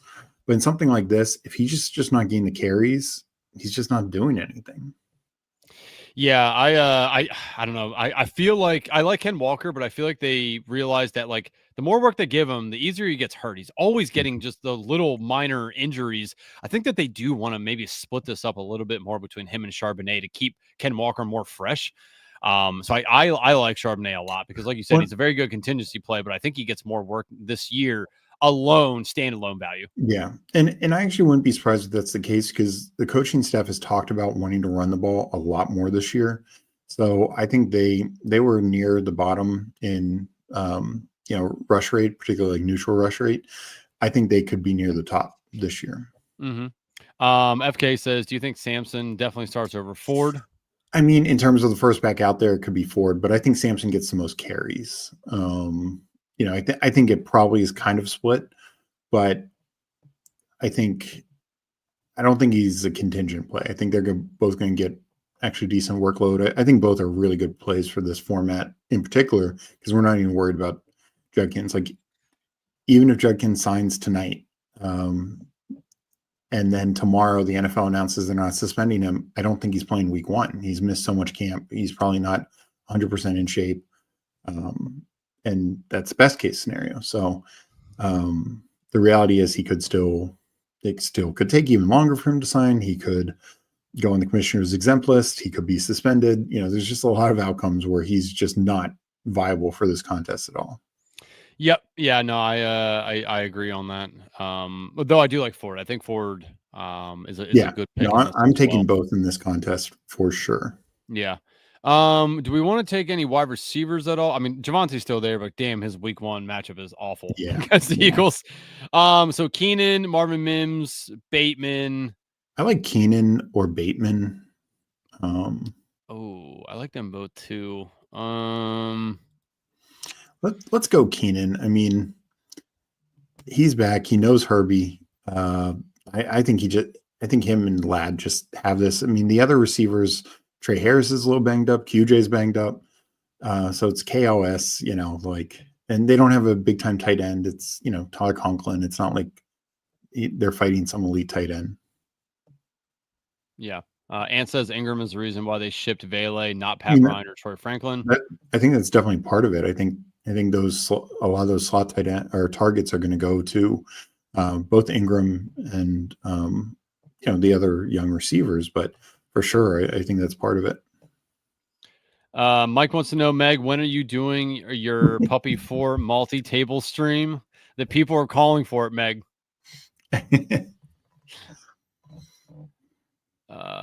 Just having a shit draft versus Fanspeak. I've been reaching way too much for RBs. Let's take actually, after we pick, I'll take a look at Eddie's team. Hey, you just got Bateman. I think that's a good pick. We were just talking about that. All right, Steve, how do we want to play this here? We have no tight end yet. Fergie is there. Brent Strange, Zach Ertz are down there too. We could do 3 of them. How do you feel about Braylon Allen here? I mean, I like Braylon Allen a lot. Yeah. Do we think he plays like a lot to start the year? I think he is. Honestly, I think it sounds like the Jets are just going to carbon copy the Lions offense, and it's Breece Hall gets between the 20s, and Braylon Allen's going to get inside the red zone, near the goal line. So just any game he gets a touchdown, he's live to be in your lineup, and that could be any game. They have a really good offensive line. I think he's going to get, kind of be the Dave Montgomery, and even prior to that, remember, Jamal Williams had 18 touchdowns 3 years ago. Now, I don't think the Jets score as much as the Lions do, but I just think he's a good value, and he's going to get enough usage.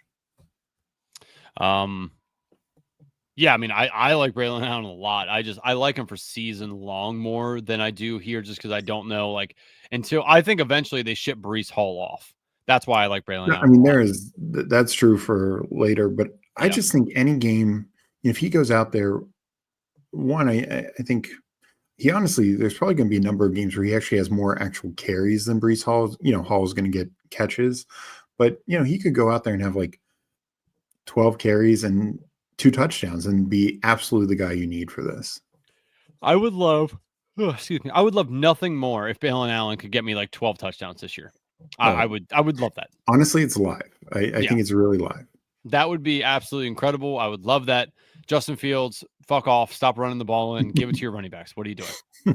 Now that's the issue, because obviously that was not a factor for the Lions. God, it's like he gets near it's like he just panics and he's like, I'm going to head down and run the ball. It's like, brother, just hang in there, pass it. You can throw it to the running backs. That is allowed. I promise. That was one of the things for Caleb Johnson, Arthur Smith and the Steelers last year. Najee had, I think, 6 touchdowns, Jalen Warren 1, whatever it was. And some of that was Justin Fields. Fields had 5 touchdowns, in only 6 games. So, that helps Caleb Johnson, and why Caleb Johnson could be a double-digit touchdown guy. Mm-hmm. Very true. Damn it. Ferguson and Strange went, bastards. Yeah, I was hoping we get one of them back. That sucks. Here, Eddie's team.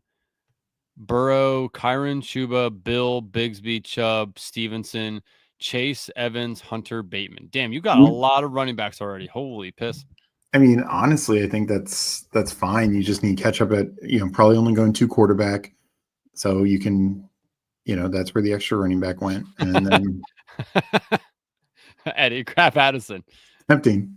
Sure. Oh shit, we're on. You want to go Goddard? Or Ertz. Yeah, I think I'd rather take Ertz, I won't lie. Terry probably slow to come back, a little slow to get work back in. Debo's of course there, but I like to attack the Giants through the secondary. I think Ertz could have a really big game. Yes, he definitely could. Yeah. I mean, yeah, I've drafted 24%. But in this contest, and not just week 1, but Terry has not practiced. He was dealing with some sort of injury as well, whatever that Yeah, was. right. It's sure. But the point being is he hasn't practiced. Noah Brown hasn't been practicing, so they're very thin at wide receiver early on. So I just expect Ertz to get peppered with targets. You really think Terry like can't be inserted right away? Like you know what I mean? Like it's not like he's new. No, but I just don't know if he's conditioned to play 90% of the snaps. That's a big thing. We are up here. Burden. We do have Goddard. We could just take Goddard. I do like a Okonkwo as well. Hunter Henry, I think, is fun. Or Goddard. I'd go one of those two. You know what? With the Eagles being a little like banged up, maybe we just take let's just take Goddard. I know he's a little banged up too, but I think that's a fun tight end room.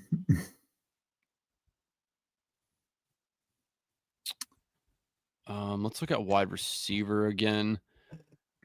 Wandale. Oh man. Wandale, Godwin, which is tough. Brown, Kyle Williams, Trey Harris, Slayton, Wilson, Hopkins, Troy Franklin, Ayamanor, Coker down there is live now. Like, I mean, you know what? There are a couple guys down here actually for the Malik Washington. Roman Wilson, man. What are the Pittsburgh Steelers doing at wide receiver 2? I mean, I think Roman Wilson is very live to be it, especially Calvin Austin missing a lot of time. They didn't sign anyone. I think they were a team that people thought would maybe sign. Do they go get Jacoby Myers? I just don't believe it. Maybe. Do they get Romeo Dobbs? They're definitely trying to win now. I know there's that report, but I saw that. I was like, interesting. Was that really backed up by anything? I don't know. I never know. I mean, if you listen to Adam Schefter, Terry McLaurin and Washington were so far apart. 4 seconds later, he's signing. So Adam Schefter, you're dead to me. All right. It's Ian Rappaport or bust for me. So what do we want to, oh my God, Isaac Tesla. I mean, I like that, but to start the year out, huh? Yeah. That seems a little, I don't know. That's a bit rich. You know what? I'm bought in for season long. I like it, but really first quarter. Yeah. I mean, I think we could do one of the Giants receivers. I think Slayton has a little bit more upside. But I know you're more into Wandale. I think De'Ami Brown. I know they just trade for Tim Patrick, but thing is, the Steelers are probably the one team that could handle Tyreek. I mean, look at the receivers they've handled. I mean, Mike Tomlin deserves a Medal of Honor for the amount of shit players mental players that he had in that team and kept them together. I mean, Pickens, AB, Le'Veon Bell, Bryant. Yeah, I mean, my God. It's so crazy. All right, so what do we want to do here? I mean, we could take our final tight end because I don't mind. I think 3 is good here. We could take a final one, or we can wait. Yeah, let's wait on that. Like, I don't mind De'Ami or one of the Giants. Yeah, Hopkins isn't bad either. I don't hate that. You know what? I mean, I like Wandale. I think he gets Wandale. I mean, Washington, I know they've have improvements with like Trey Amos, but Washington secondary has not been their strong suit. I saw people were trying to have called Washington about Igbenogany. I don't know how to say his last name. Not even gonna try. Yeah. Noah, we'll just call him that. Yeah. So because the report said because, and in quotation, Washington has a deep cornerback room. I was like, really? Have you been watching the same team as me? Because I've seen them get burned multiple times. So if it's now deep, please let me know because it has not been. I'll tell you that right now. And did you see Emmanuel Forbes made the 53 for the Rams? That's Sean McVay. Do you want to go De'Ami Brown or Hopkins? Yes. It's Malik. Oh, Coker left too, didn't he? Fuck. Yeah. Okay. Yeah, I guess De'Ami just because, I mean, we don't know what's up with Travis Hunter yet, so that could be a early season. They say he'll play week 1, but I could see like early on, particularly with him missing last 2 weeks, just easing him in, not particularly, I'm trying to remember where they play, but if it's in Jacksonville, it could be like 90 degrees. You know what I mean? Like, week 1 in September. So Yeah. A conspiracy. Mike McDaniels convinces management to trade Hill. He goes to San Francisco. Mike gets fired after bad season. He goes to San Francisco to be OC again. They tried to get the coaching band back with Hill and CMC now. Interesting. That's conspiracy. That's oh yeah, shit. Malik Washington is still there. I think that's a good pick for this. Yeah. Sad we didn't get Thielen. Yeah, me too, Steve. Me too.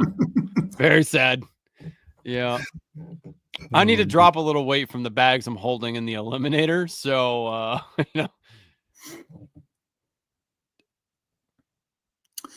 So let's see. Where are we right now? We are 2-5-6-2. So what you think? I think a third tight end. Are you good stopping at 2 quarterbacks since we went Allen Mahomes? Yep. Yeah. So where are we here? We'll be 16. So we have 3 more picks. So do you want to do 1 running back, 1 wide receiver, 1 tight end, or 2 wide receivers? Another running back. I don't think, like Rico Dowdle would be okay, but like many of these guys are just total nothing, No Damian Pierce for your liking? I mean, honestly, he might be the other one because there is no Joe Mixon. But yeah, there's these guys, like there's some I think are very draftable in regular format, but not so much here. There's a couple, I don't know what's going on with the Bears backfield. But I think we're good. Like we have McCaffrey, Dobbins, Caleb, Dylan Sampson, Braylon Allen. Like I think we're going to be good there. Okay. So then 2 wide receivers and a tight end. Let's see. What are we at with tight end here? 12 and 9. So that would take us, can't do likely. They're definitely not doing Waller. Well, buys don't matter. Oh, fuck. That's right. Yeah. You're right. Duh. Taylor, Fannin, Jawan. I mean, Pat Fryermuth. Let's go Pat Fry. Come here, Pat. Come on down. So I think that's a good tight end room now. Quarterback. We got the slow white tight end room.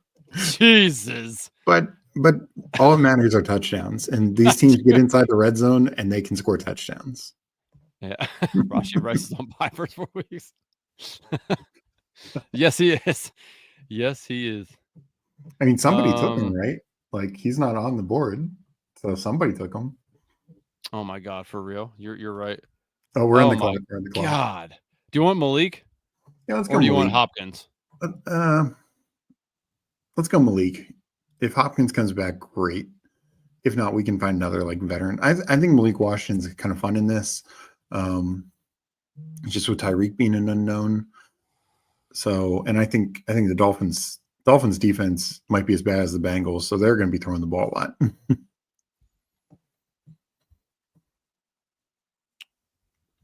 All right, yeah. So 2-5-7-3. So we're gonna go 2-5-8-3.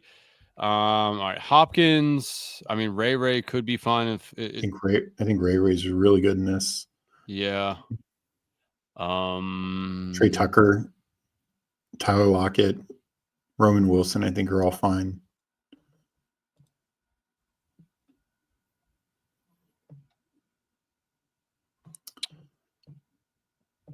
I mean, there's a few. Tez Johnson. Oh, I mean, honestly, this could be the format because no Godwin, no McMillan, no Otten.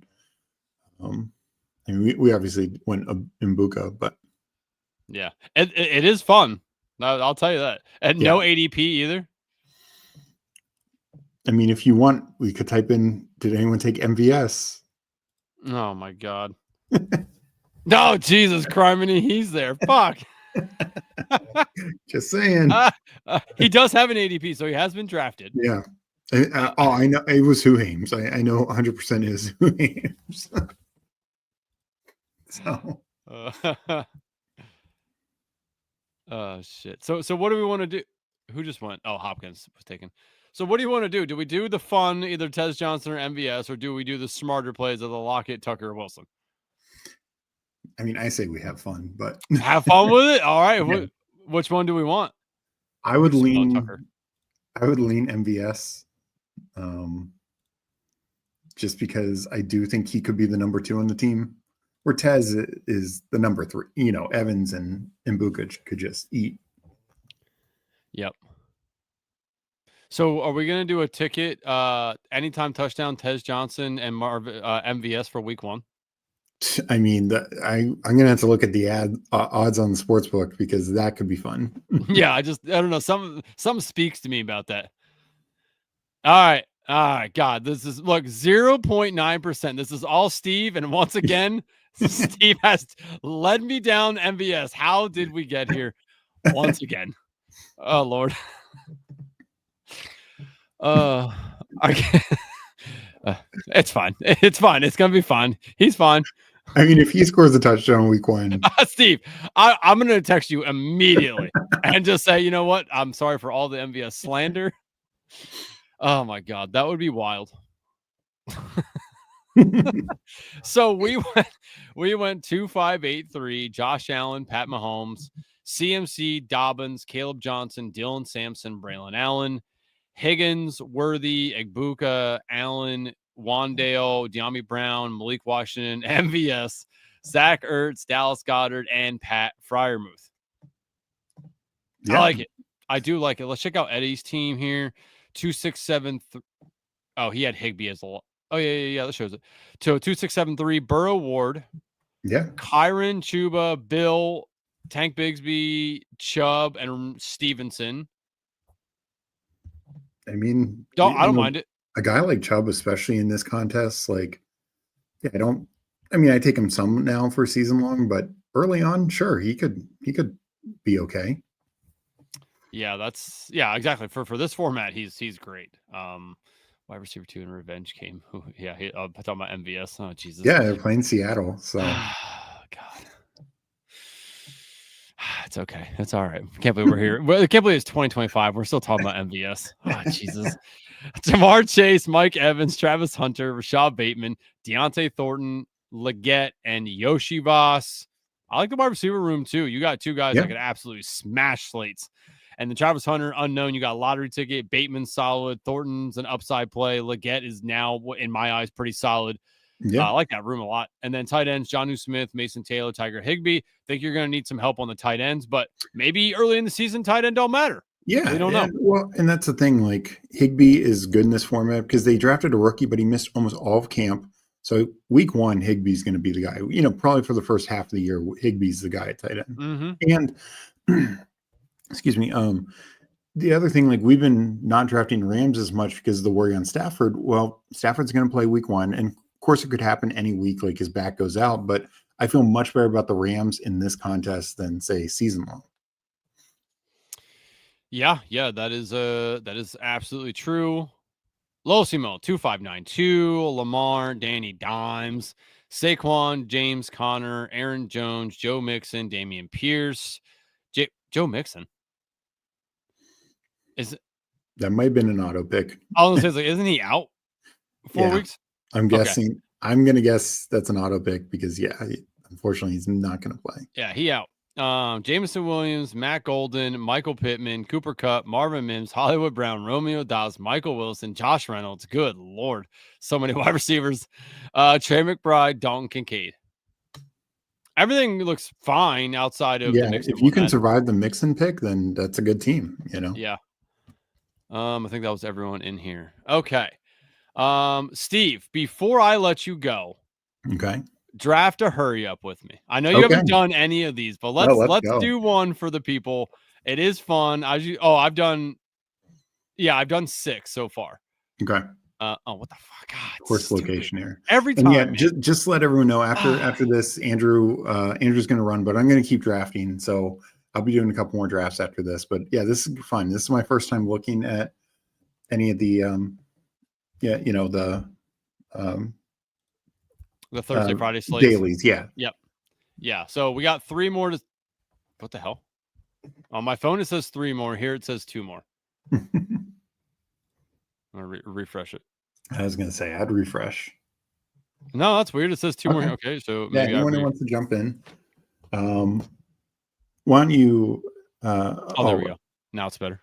You want to go over what's different about the Thursday or Monday, Thursday, Friday, this Thursday, Friday slate than say the regular battle royale? Because there are some differences. So first off, there's 4 people in the draft. It is roster spots of 1 quarterback, 2 running backs at most, but you need at least 1. 2 wide receivers with potential 3, and then 1 wide receiver with potential 2. Once the quarterback is taken, like you can't take another one. There is no 2. Yeah. So for food for thought for everybody, if you are the last person to take a quarterback, you do not need to take him until the very last round. Yeah. No one can take him. Do not worry about it. Take the other values, please.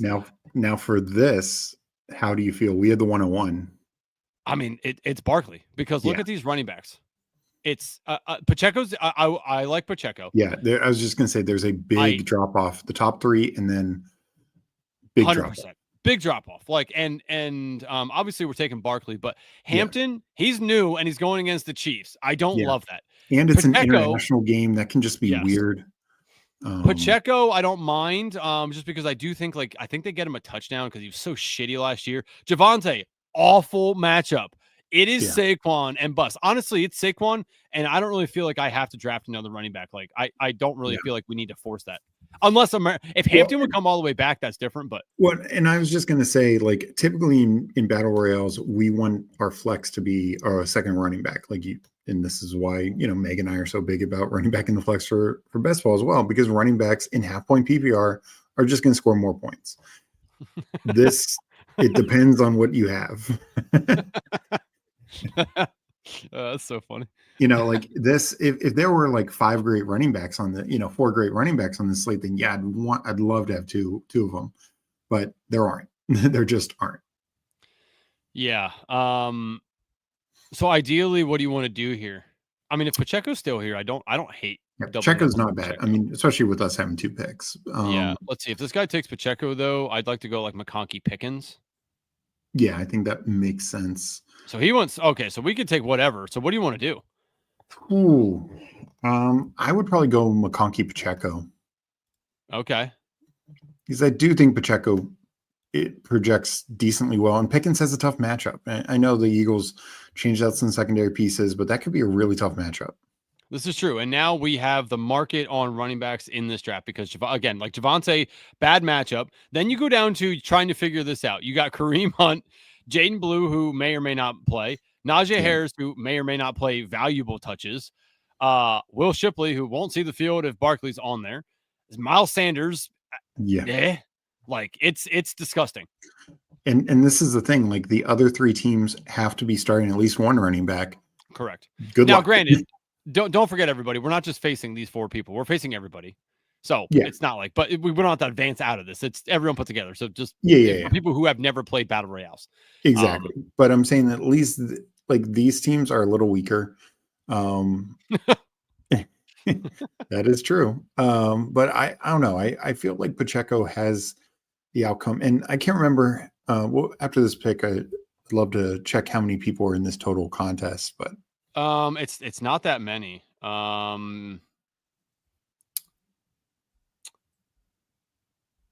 It is shit. What do you like for these picks? I like taking Keenan Allen and Herbert because we have the double stack there. Yeah, you know what? That's fine. Let's because I just don't want to get sniped on them. Yeah, well, hold on. We don't have any KC guys, right? Besides Pacheco. No wide receivers. Just okay. Pacheco. Yeah. Okay. Let's do that. Yeah. So now, where is he? Here. Oh, never mind. That's a bad example. He has to take him anyway. But if this guy would have been like the first pick, and he was at the end, you wouldn't need to take the quarterback here. Yeah. Right. Like just so everyone knows that when you're playing these, please, if you're the last one to take a quarterback, do not take him until your last pick.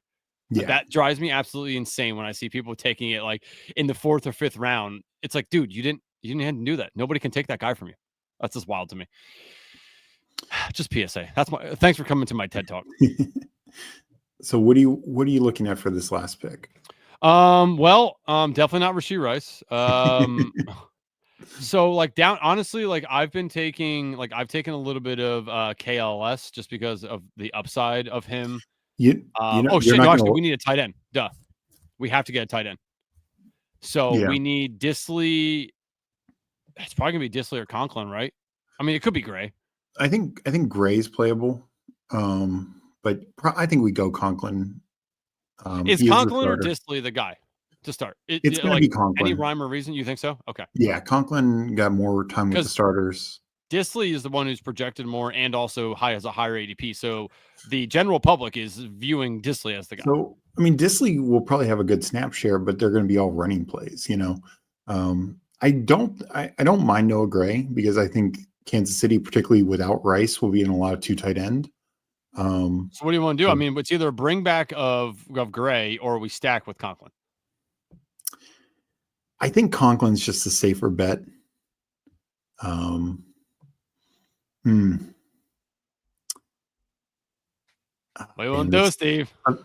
Let's go Conklin. Let's go Okay. Conklin. Deep inside you, you want to take Yeah. Gray. Well, there was just, I think early on without Rashee Rice, you can make that case. And for this, like when you have to play tight end. Yes. So where were we? Sorry, here's some of my other teams. Where were we? Herbert, Pacheco, Hampton, Pickett. No, that's not it. The last one, Barkley, McConkey. Yeah, right there. So here's our team: Herbert, Barkley, Pacheco, McConkey, Allen, and Conklin. Projected 70. That's pretty good. I like that. Yeah. So I mean, we obviously massively need the Chargers to throw a ton, Pacheco to have like 2 rushing touchdowns, Barkley have 2 rushing touchdowns. This is my only other Barkley team. I've only gotten the 101 twice. Here's the other Barkley team. How do you like that one? I mean, I think Goddard Ferg is pretty solid. And Pickens, I really like Worthy in this, obviously with no Rice. Do you want me to tell you a scroll the fuck down guy? Yeah. You're not gonna like it. Oh no. Why am I not gonna like it, Steve? Juju. Oh, yeah, I guess. He's gonna play the Rice role. He's gonna play the slot role. And Hollywood's banged up. Like, so how much are you buying into the Travis Kelce just got engaged narrative? Week 1, he's getting as many touchdowns as they want to give him. Like, I mean, I think again, without Rice, with Hollywood probably not 100%. I think Kelce is a fine play in this. There's no question. Kelce, Bruni had this a couple weeks ago in Best Ball Jeopardy. Kelce, I think, led the league in red zone targets. They just didn't connect last year. So among tight ends, but yeah. So I just think he's worth the shot because I think at any time, yes, Kelce could break down and all that, but at any time he could have a 2 touchdown game and just be what you need in a contest like this, particularly in the 2-gamer, Yeah. Yeah. But those are fun, people. Go in and do some of those. Those are just a lot of fun. I went in and like the moment they dropped them, I was in it. Like I just saw it pop up and I'm like immediately, because that's where you get the best lines on the guys. Because now the ADP is going to settle. People aren't going to be able to get some of the same stuff. Now, if injuries happen, that's different. But when those battle royales drop, I really like to get in and do a few teams, because until the ADP sets, I like to go make sure I can maybe get some unique combinations. So those are fun, people. Go in and do those. A lot of fun. And again, we will be doing content around those. I think you and Meg are doing content around that as well. Yeah, we're going to do something around that as well. You and Bruni are doing that. You're also doing did you mention what you're doing on Friday? Yeah, DJ and Dad's doing bet stuff. We'll be covering everything for the weekend bets. We'll have best bets, touchdown parlays. We'll do I'm going to do a gross play of the week, which like last year was Quentin Johnston receiving yards, which hit. Thank you very much. But we're doing a gross play. We always talk about the spreads. Do a little over under talk as well. So come back on Friday night, DJ and Dad's. That'll be at 9:30. Bruni and I breaking down the week's slate on the bets, helping you guys win money. Bruni and I did. Again, we're gonna tally it up this year on how we actually did, because we didn't last year. But just looking at return on investment, it was pretty good last year for Bruni and I. So make sure you guys stop back on Friday nights. And Steve, I will let you be. You can take the command center over and drive the beautiful people through the rest of your drafts. Sounds good. Thanks, Andrew. Had a great time. See you guys later. All right, let me bring up my underdog. And We are back. Let's see. So there are quite a few things to be drafting. I'm going to have to keep an eye on my slows, that's for sure. But I'm going to focus on, of course, best ball contests. I think I was going to, if chat has any preference between a golden two, a pointer, or Rottweiler Superflex, put it in chat now. And I will check in with chat first, and then we will figure out what we're going to draft first. Yeah, like Meg said, you're not going to like it. He's old. Yep, she knows. And I know her and Andrew are very similar to that. They don't like the olds. Eddie, we have a lot of Fanspeak content coming. I'm looking forward to it. Binky saying, people tell me it's too early for DFS, but are literally drafting best ball for week 17. Yeah.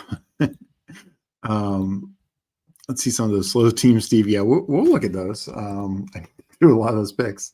Damn, kick my boy out like that. Ant saying pointer, Losum was saying pointer. Huheim's for the contest that we are just in with Andrew, the Thursday, Friday slate. I keep wanting to say Sunday, Monday, but it's Thursday, Friday slate. I think Turpin's a really good pick in that. He's another scroll down guy for sure. Paul saying he's up for any of the options. I think we'll start with the pointer.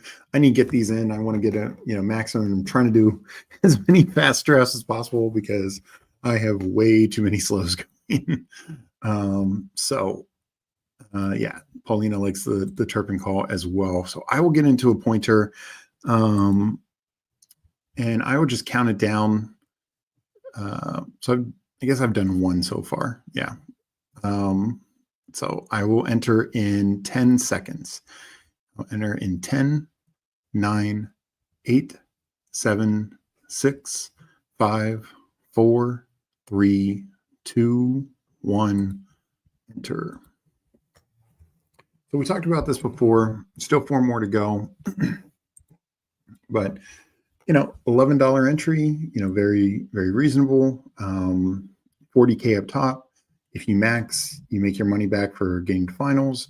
But the advance rate is just so strong with the 2 of 12, which is normal. 1 of 6, definitely better than a lot of contests out there. And then 1 of 3 semifinals. That's very unique outside of like the flock contest, which is a 1 of 2, but it's definitely a total better advance rate because it's only 1 of 12 for that contest to 188 person final. So I'm a big fan. Let's see, we got some people in here. We got Ant. He took my 101 luck. We got Losimo. We got Legion in here, Paul. We got David Gautieri. See him on Twitter all the time. Not sure if he's in chat. But hope everyone is having a good day. Anyone else in here, just stop and say hi. So we are starting soon. I got the 4. And, for this, not doing too much crazy. Like Bijan, I will say the Caleb McGarry news worries me slightly. Probably this last week, I'll probably be taking Barkley and Lamb up above Bijan in most instances. But I don't think it totally tanks Bijan by any stretch.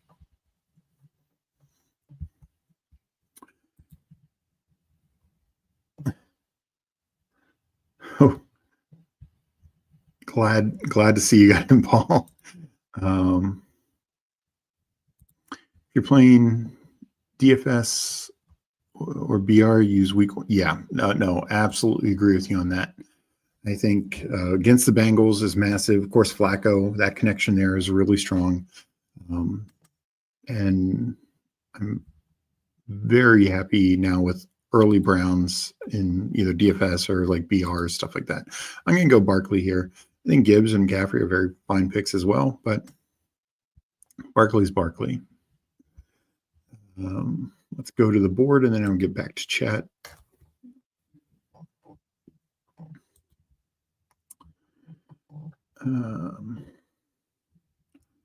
So Huheim saying I've done 2 of the Superflex Rottweiler at pick 6. I was gifted Hertz. Oh, that is amazing. Yeah, I still need to do 3 more of those. I'll be definitely doing those later and tomorrow. So now that they're all gone, which one of the Fanspeak team members would lose first in the Fanspeak Best Ball Battle Royale? Don't worry, none of them will rewatch since they aren't on this part. Well, it's a good question. I don't know. Are you saying like a Battle Royale contest, right? I mean, honestly, Andrew and Justin play that even more than I do, so they probably have an edge over me. I mean, I play it. I've had some successes. Got second in a playoff battle royale a couple years ago, or I'm sorry, third. Would have gotten first if it was the championship week, and if Josh Reynolds didn't catch that last touchdown, I would have gotten first. So that sucked. It was not the biggest tournament, but it was a smaller one, and it was good finish. I've had some other decent sweats. Megan's had a couple sweats as well. So honestly, I think we're all good. I don't know if Spread or Tyler do much on the Battle Royale streets, so they would probably be at a disadvantage there. We got Kelly in here saying hi, Steve. How's it going, Kelly? Hope you're doing well. Thinking, yeah, I mean, Browns, anyone versus the Bengals feels like such a win. I'm taking a lot of Fannin last round in first quarter. I think Fannin is a good pick, and honestly, in all formats now, I think he's going to be kind of like their slot receiver. Them cutting Deontay Johnson was big for him. I know they, just signed Isaiah Bond. I just think it could take a while for him to get caught up. And, I said it before, I'm just going to take Jonathan Taylor as much as I can.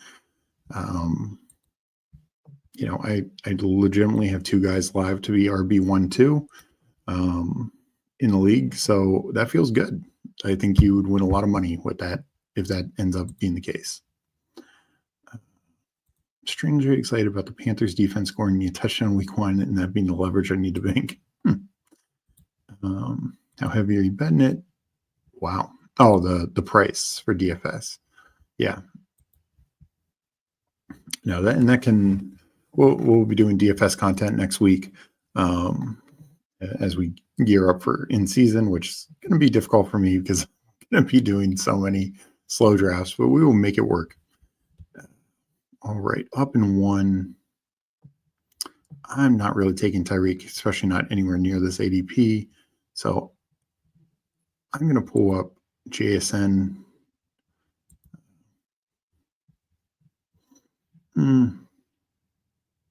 Yeah, I need more JSN. I definitely thought the elite quarterback window. I have more Evans.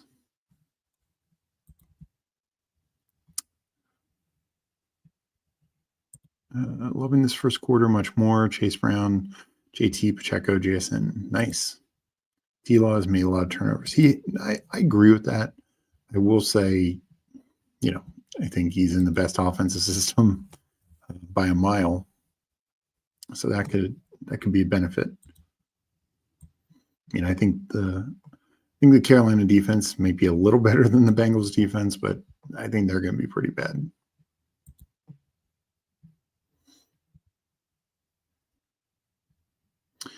But to Banking's point, like if you find that low-owned defense that scores a touchdown, or low dollar, particularly they're low-owned as well, defense that scores a touchdown is just massive leverage.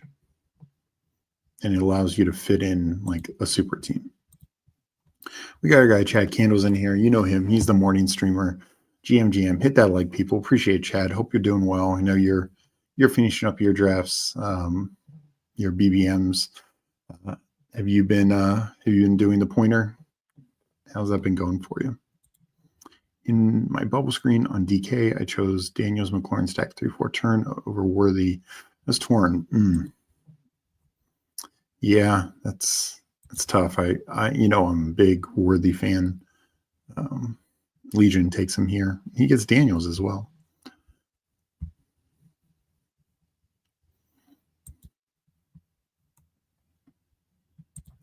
It's always good to attack turnover-prone quarterbacks. Saints at home against Kyle. Yeah, I agree with that. I also think quarterbacks that take a lot of sacks because sacks and pressure just lead to turnovers. Both one, you can get a sack fumble, so that can be a 3-point sack, and then if it's a scoop and score, it could be a 9-point sack, which is crazy. And then just pressure. A lot of interceptions are caused by pressure. So, all right, I'm going to go team correlation here and just take Jalen Hurts. This type of contest, I think buying into a really elite offense and just saying, getting all the touchdowns there, particularly if one, Hurts stays healthy, advances to the playoffs, and then in any of the playoff weeks, I'm not having to beat a 1 of 13, a 1 of 16, like a 1 of 6, and then a 1 of 3. Yeah, I think that's really, really strong.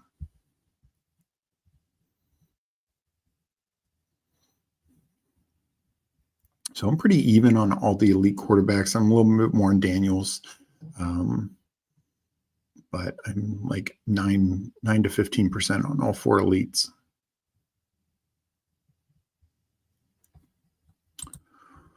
So coming up here, we will go. I think I'll go Ridley over Metcalf.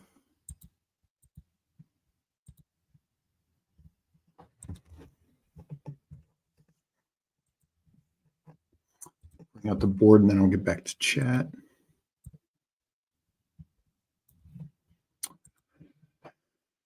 Let's see.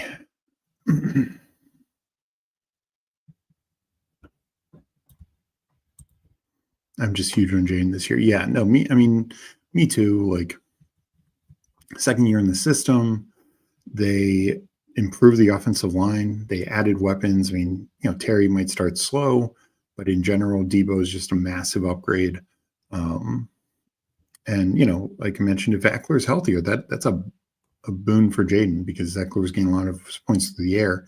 He was a big dump-off factory for Jaden. I do think a couple of the games where Jaden didn't do as well, Eckler was not there.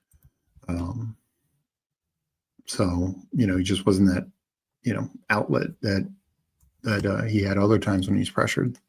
So, no, I'm a big fan of Jaden, because I also think Washington's defense is not great. Like, they could be better than they were a year ago, but I think Washington's going to, it's not like Bengals Panthers level, but Washington's going to have to score a lot of points if they're going to win football games.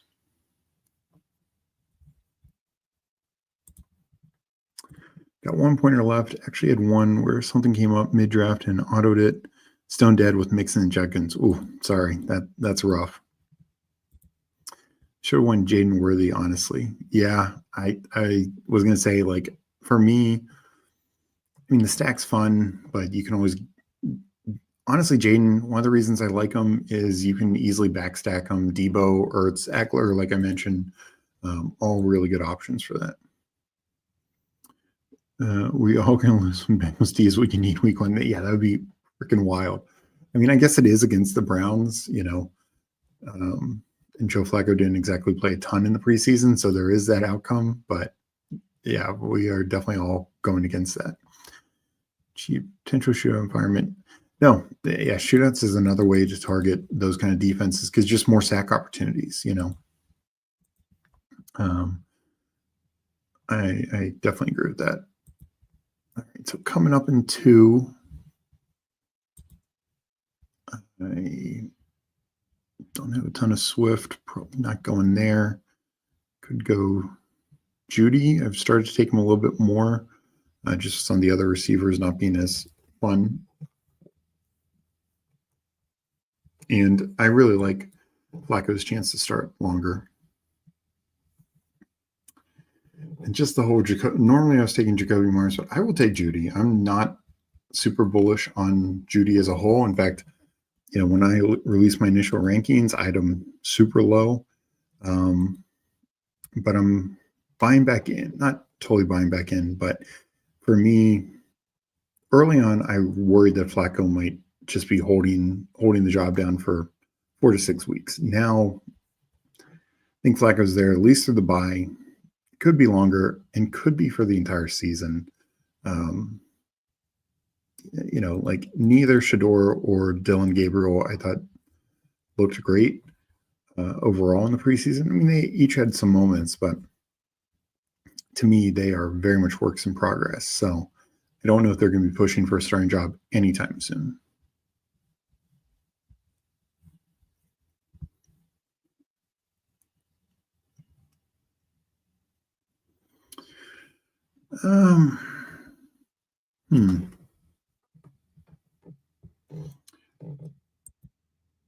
I don't take a lot of Laporta. I'll go here though. I think he's fine in this range. It's not like something I think you want a ton of.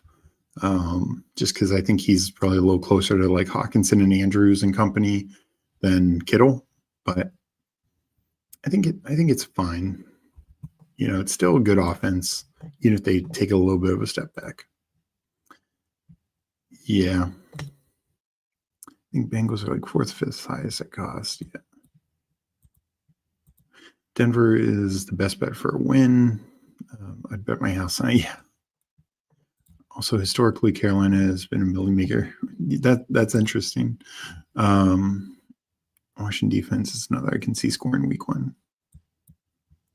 Yeah, I mean, though Russ honestly hasn't turned the ball over a ton. I'm pretty sure he had one of the lower interception rates with the Steelers last year and even the year before with the Broncos. So I don't know about that as much, but the Giants' offensive line is exploitable.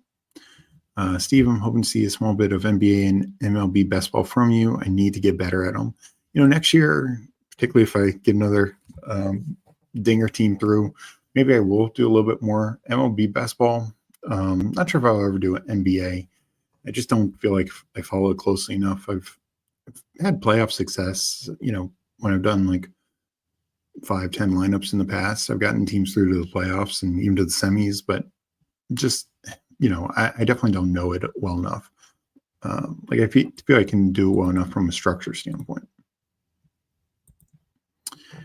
New England's agreed. New England and I talked about this every week. New England special teams and defense is probably really good this year.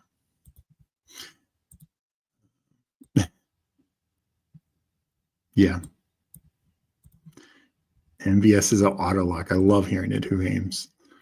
Absolutely love it. So coming up in 3, Hawkinson's still there, not going that route.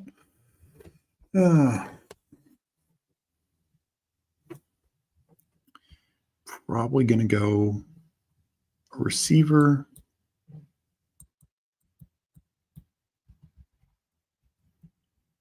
Coleman would have been fun. I guess I go Pittman.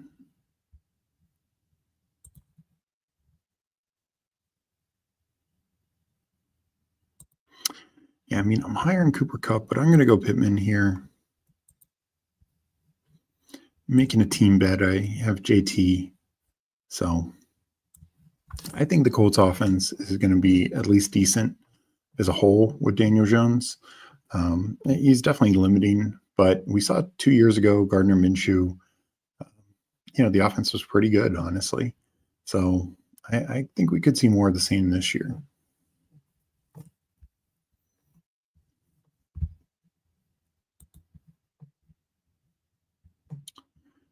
Having Teal at quarterback is definitely tempting, but not doing that again. I might. Bengals pass Cleveland could surprise week 1. Yeah. Teal feels like a min cash play. Yeah. No, I haven't looked too much at DFS quarterbacks. A couple people have highlighted. And Teal, I do think is a good matchup, obviously. But yeah, I probably won't be going that route. I'm going to go Godwin. Talked about it before with Andrew. His outlook sounding a lot better. I think he gives me access to a top-tier offense, which, I felt I was getting behind on, taking Seattle, Tennessee, Cleveland, Indy, probably a lot of mid-tier. Chris Godwin, I feel like I'm back into a top 10, top 5 offense. All right, let us go back to the board.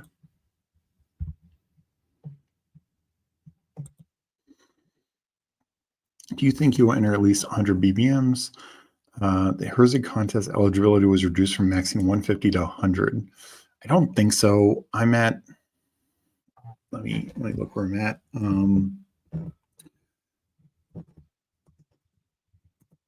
I think I'm at like 62, 64, something like that. I definitely was going to get to 70, 75 range, but I don't think I'd go to 100 just with all these other contests coming out. I mean, you know, I'm happy that I did both the Rottweilers. I'm doing the Rottweiler Superflex, these pointers, like those are just to me better options, but I did not realize that. It is slightly tempting, though. I'm probably too late because I thought you had to you had to tell me you're going to be part of it at a certain time. So I am at 65 BBMs.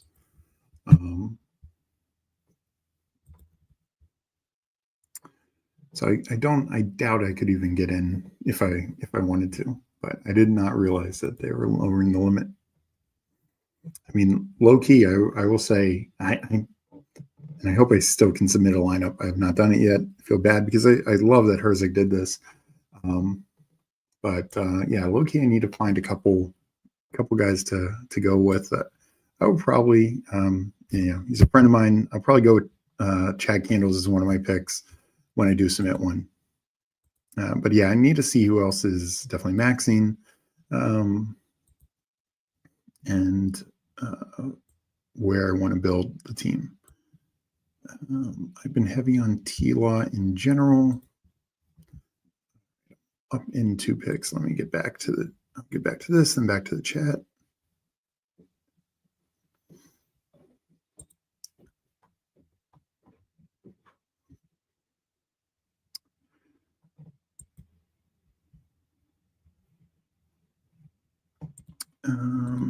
Probably going receiver here.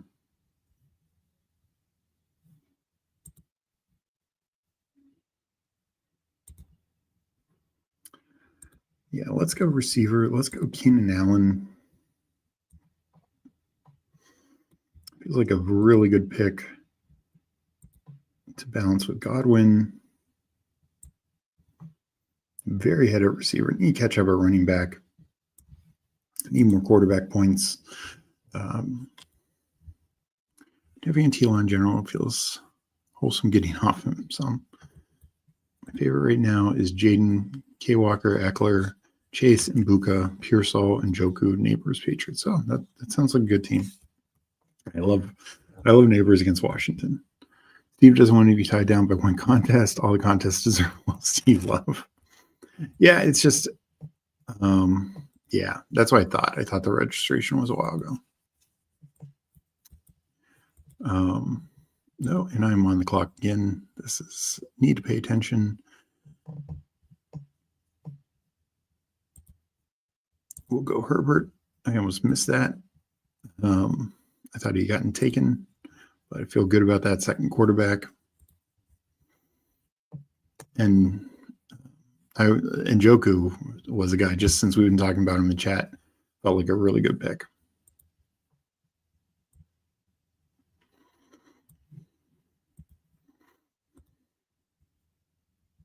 Eckler.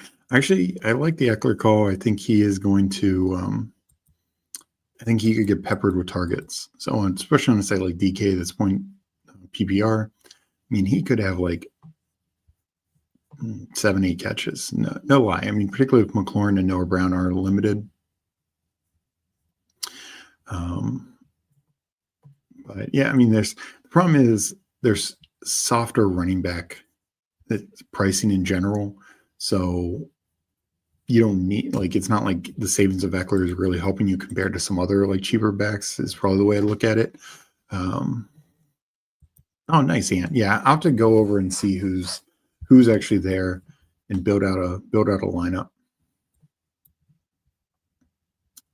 Small fields, Eckler could score 14. Yeah, and that's I kind of agree. If you're doing like a single entry, like a $12 single entry, something like that, like Eckler could fit that, if it's like 1,000 lineups or less. Yeah. And Huim says it was a smaller field thing. Baker double as well with Shaheed bring back. I'm so convinced. I'm 100% convinced Evans scores a touchdown, and Mbuka feels so fun. And Shaheed as a bring back to that is a lot of fun. Well, we will be pushing DFS too, Mike. Double stack Browns Flacco with Chase bring back. Yeah, I mean, I could see like, Browns stack that's very cheap, allows you to get Chase. Don't hate it. Don't hate it at all. I will say the early guy that I'm going to be very heavy on is Jonathan Taylor. The Dolphins don't scare me. Let me put it that way. And I just think they could have a massive lead.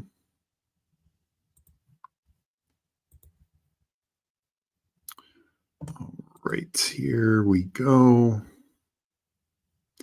We need running backs. We got behind here, but we will start catching up. I'll go Tyler Algier first. Yeah, I was hoping Eckler would survive back, but he did not, so that's unfortunate.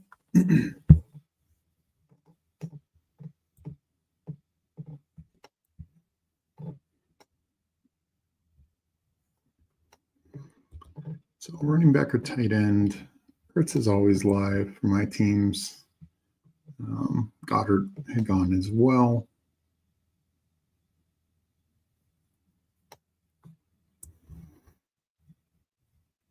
I know his ADP hasn't fallen enough, but I'm just not really taking B-Rob. Maybe if he gets to like the 170s.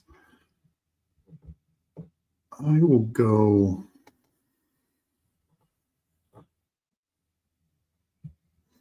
think I'll go more volume. Probably just stop at 2 tight ends with Laporta Ertz. Feel good with that. Maybe I'll be tacking on a third quarterback. And probably 6 running backs, even with the double anchor. I'll just take 4 like fill-ins and backups. It's probably the way I approach this. We'll see. Maybe I can stop at 5.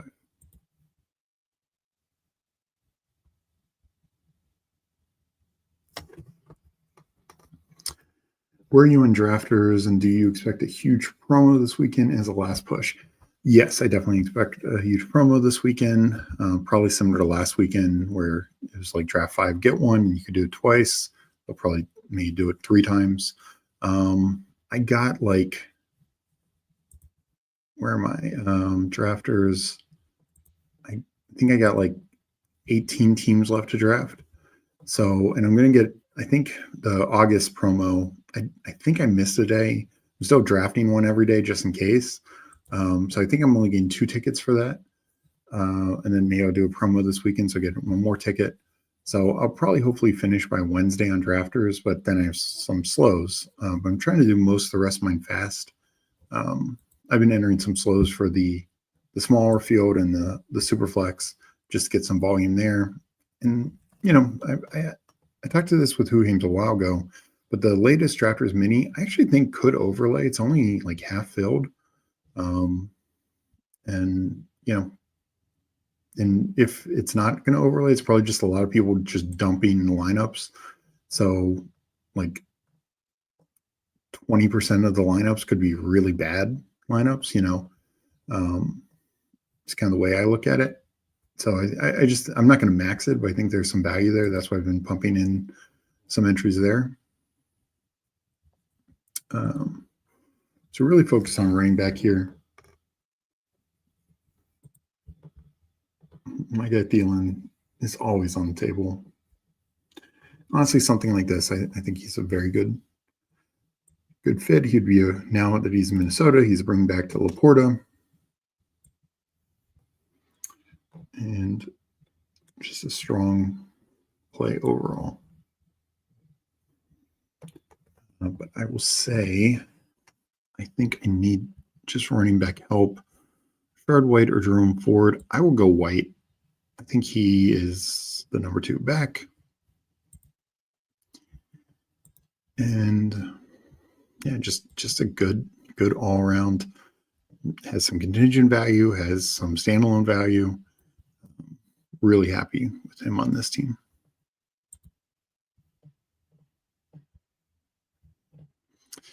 I don't take much Leggett. I will be taking him some more now. He just goes. Ant takes him. That was a good pick by Ant. But this, kind of put Leggett and Coker in this area. I didn't upload my latest rankings. I just updated them today, but I have not uploaded them. So that is my bad. And I will get back to chat after I make this pick. Could, of course, handcuff Barkley. Don't think I'll do that. But I think Shipley looks fine. So Horton goes. Tesla's here, but I'm going to go Thielen. I will be taking some more Tesla. I don't have much of him or even Horton, but I'll be taking them. I'd move Pat Bryant down, as you can see, to 210. I moved him back up a little bit in this latest rankings. So I think I'm done at receiver with this room of JSN, Calvin Ridley, Jerry Jeudy, Michael Pittman, Chris Godwin, Keenan Allen, and Adam Thielen. Done at tight end, Laporta, Ertz. Probably just looking running back and quarterback from here on out. In my running back room, I don't think it's bad. Saquon and JT, Tyler Algier and Rashard White behind them. And then, of course, quarterback, I got Hurts and Herbert. So honestly, if I want to add an eighth receiver, I can. But I know I'm more bullish on some of these guys than others. But if Godwin only misses like 2 games, I think he's a smash value pick. I won't pick 100.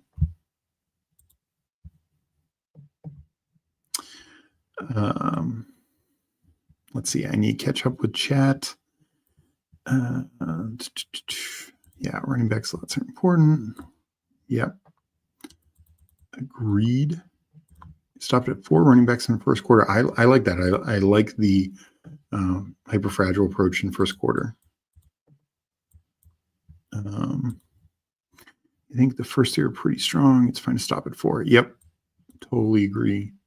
Let me make sure. Yeah, I'm up in 6 picks. We got our guy JB Sports or Young Mula. If you see him in the draft rooms, GM, I have a feeling there's a lot of quirky combos at wide receiver in the first quarter. 100% agree. I think Neighbors is the best play. Yeah, for first quarter, for week 1, I'm a big fan. We got our guy Brett in here from Underdog. Good evening. Quick check-in. How are we feeling 8 days out? Well, honestly, Brett, I could use more time. I'm in a ridiculous number of slow drafts. I still have like 200 plus slow drafts to go, and I'm trying to max all this stuff. But no, I want you to keep firing stuff out there because I honestly love seeing it. Here we go. I will take Chris Rodriguez for this build. I think that's a nice pick. Helps early on. Yeah, maybe just it's a flex play once or twice. I think he's solid. Probably going to go 6 running backs though, overall. So yeah, I'm loving the slow drafts. SFK says change the clocks back to 8 hours. Yeah, but no, it's going to be something. But I honestly love the grind. So here we go. Daniel Jones. I will, me. I get a third quarterback. I've already made the team bet. JT, Pittman. Let's go. Let's get Danny Dimes in here. And yeah, I think having a third quarterback just helps me advance. And this contest is so good about advancing. Brett, if you're still in here, huge fan of the pointer. Love the Rottweiler and Superflex Rottweiler as well. What's your slow totals with times dropping tomorrow on all sites again? Yeah, so on all sites, I'm well over 300, but on Underdog, I'm at least 200. Maybe I counted 2 days ago, I was at 260. I've entered more since then, but I've had plenty finalized. So I'll say 220-ish. Yeah, it's a grind. I wish I could. Can you stop time? Yeah, I just want to say, I think Neil Orfield, he's similar. I think he said he's in like 100 slows on UD right now. So I think, as far as I know, we might be the two biggest underdog slow sickos. And Brett checking Bruni's bench. That is ouch. Bruni's catching flack in here, even when he's not in here. One more fast schnauzer. Yeah, I'm sure. Yeah, I doubt Brett gives away any hints, but I think as we saw today, they're going to keep releasing stuff. So I'm sure we're going to get a few more contests out there as well. So I'm looking forward to it.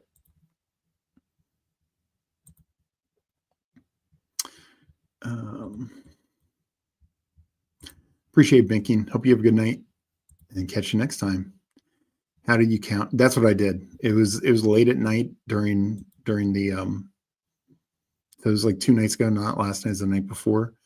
So it was during when clocks went to, like the 10 hours or whatever overnight. And so it was just easier to count because less things were clicking through.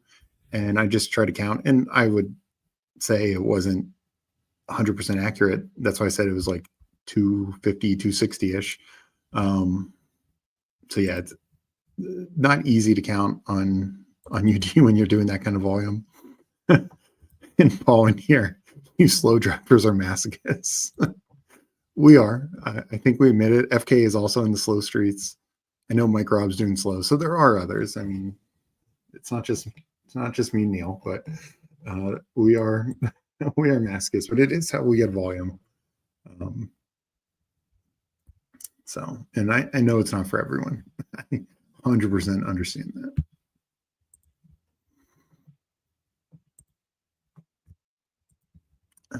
Up on this, I am going to go, don't need quarterback, obviously. I'm going to go running back.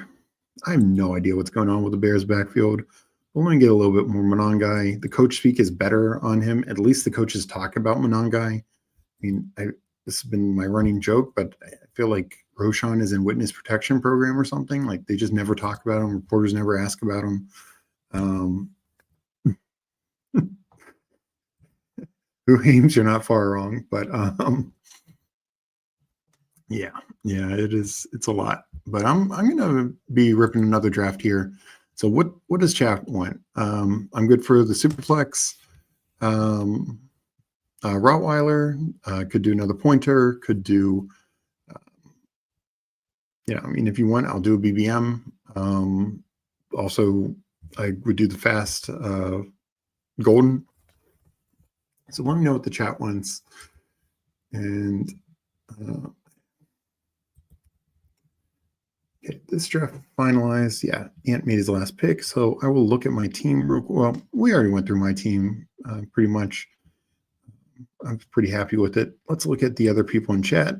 We had Ant in the 1, 2673, Burrow, Flacco, Jacobs, Swift, ETN, Benson, Jaden Blue, and I like the Benson fall. That's my issue. I have not been able to take Benson much as ADP. I got him in a slow draft today around 150-ish, maybe 148. I was like, okay, there I can take him.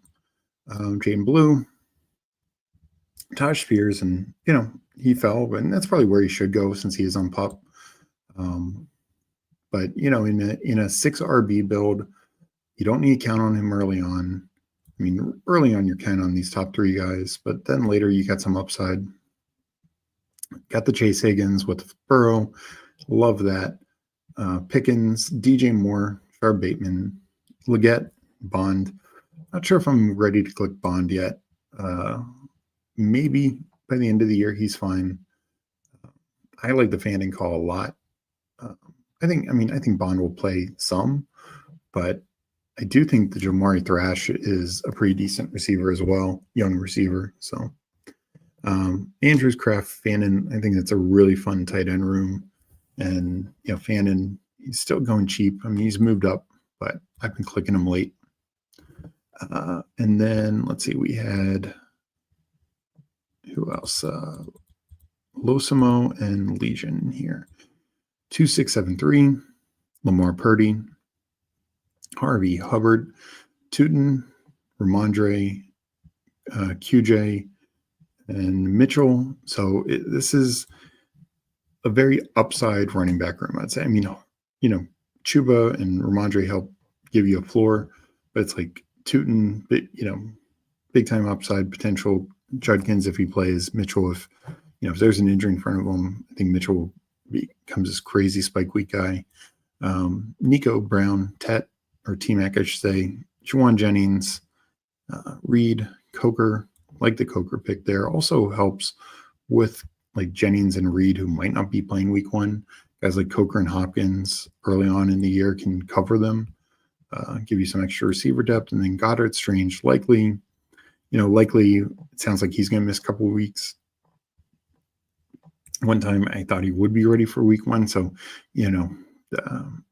early on before the injury, I was taking him in some 2 tight end builds. Definitely don't feel as good about those now. But in this build, that's, Goddard, Strange is really nice and likely can be the guy late. And I think Legion was the last one in this draft.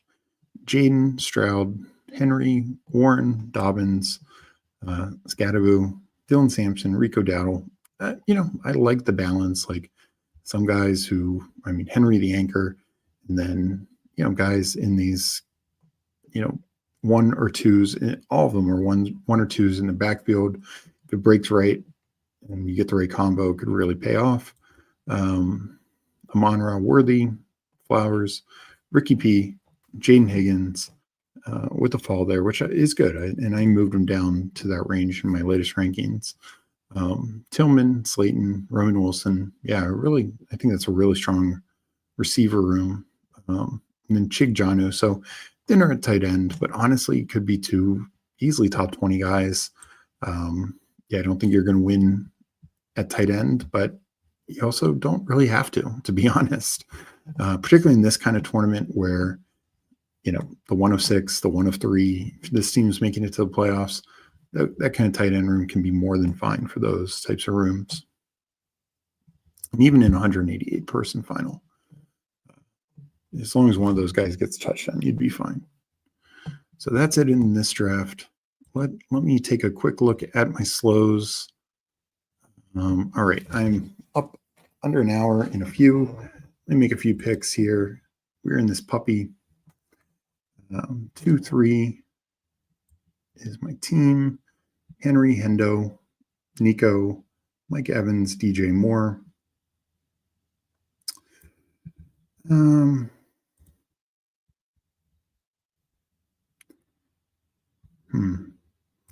little tempted for Swift just because I don't have a lot of them. I like this start. I have more already. Am I making a Bears bet here? Could make a Patriots bet with Hendo and Diggs. Could do Golden. I'm going to go Golden. And let me check out chat while I'm making these picks. We get some votes for the pointer. I think that's where I'm going to go. But let me just say hi. I love it, FK. I know somebody else is like me. One of us, the Wolf of Wall Street meme. So I'm glad I'm not alone. All right, so getting some pointer. Any of the season longs? Yeah, gotcha. Maybe we'll just go back to the pointer.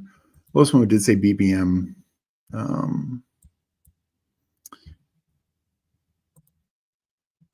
Paulino saying this is a safe space. I'll say it. I think Monangai will be RB1 at some point.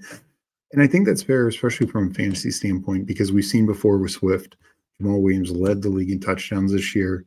Swift just has never had a touchdown role. I know in this last preseason game, he had to play basically every snap with Caleb. But I think that's because both Roshan and Monangai were hurt. They've not added anyone.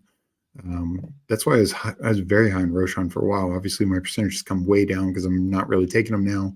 And now I'm trying to take more Monangai. So I don't hate that call at all.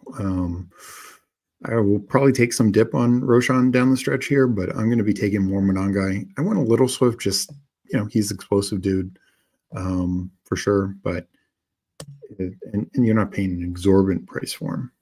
But no, I'm totally with you, Paulino. I think it's a fair bet to make. I'm saying no offense. I'm doing my super flex and pointers not in stream drafts. Do first quarter. Gotcha. Yeah, I love the 260. Not ideal. I get it. Hopefully many are near finishing. I'm late. I hate that for me. No worries, Pepper Tony. Good to see you. We'll probably get into a pointer. Let me finish up a couple slow drafts. This is classic build of mine. Yeah, it did seem familiar.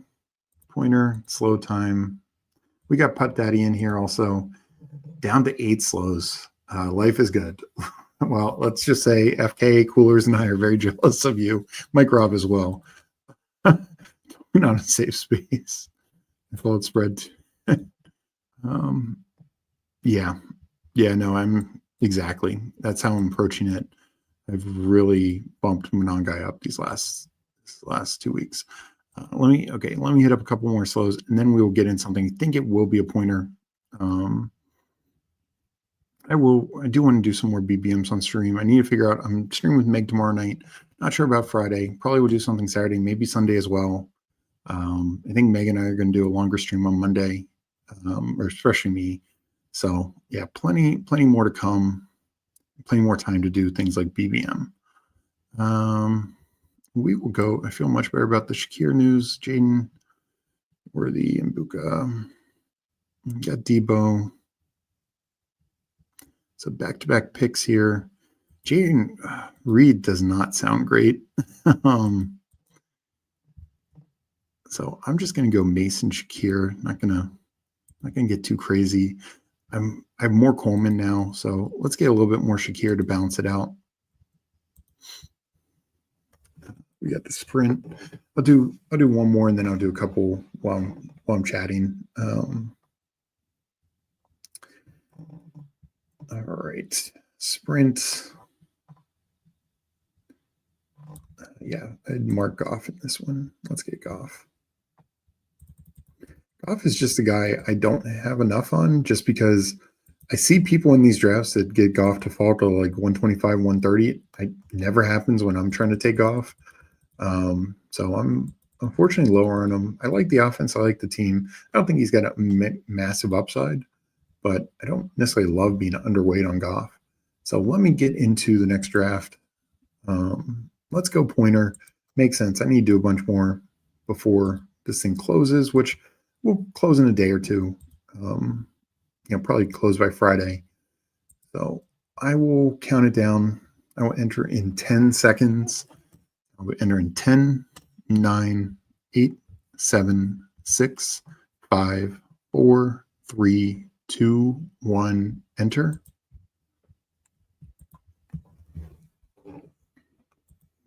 So Wayne on 9. Sorry if people got in early on a pre-flow of this. What are we getting at? 800 subs. Yeah, we're going to have to figure it out. I mean, we originally said an 8-hour stream, but once the season starts, that's kind of impossible. There's just nothing to do for 8 hours.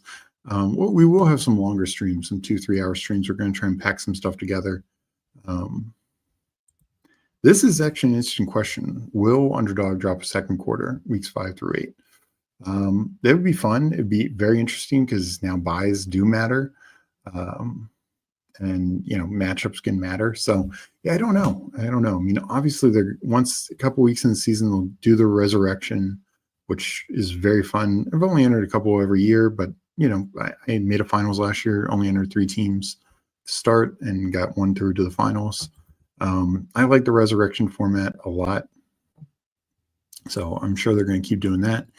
Damn well, I'll be here to watch them all. So anytime you want to fire up stream, me, Eddie, and FK will be here. Appreciate it. Yeah, it makes sense. No, who Hames? This was a pointer. Yeah, it makes sense that they're going to do all 4 quarters. I mean, why not? I think they got enough people who will do it. They probably won't be able to do 2 of them, like for the other ones, but probably 1. Make sure to size them correctly and not hurt the weekly games. Absolutely, yeah. Agreed. So let's see. Losimo's back in here at 2. Legion got the 4. Young Mullah GAB got the 5. FK got the 6. I'm in the 7. Ant's in the 9. That is all that I recognize. If anyone else is in here, say hi. But this is going to be a fun one.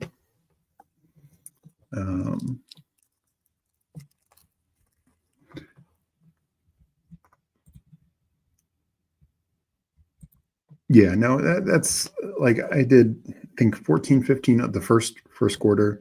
And then I'm going to have like 20 some of the second one. So maybe 20, 25, 30, somewhere in that. Maybe I'll get up to 30. We'll see. But for the other ones, I'll probably only do like 5, just because time I think will be tougher.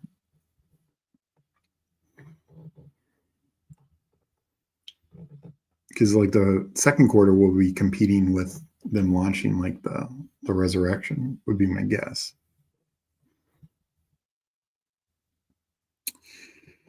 All right, so it starts pretty normal. Neighbors, Young Mullah pulls up Neighbors. I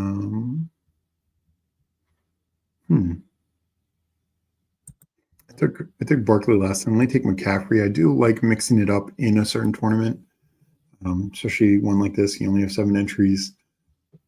You know, I don't want Barkley tied to every single one. And I think it was the Pitbull, the $20 tournament last year, 10 entry max.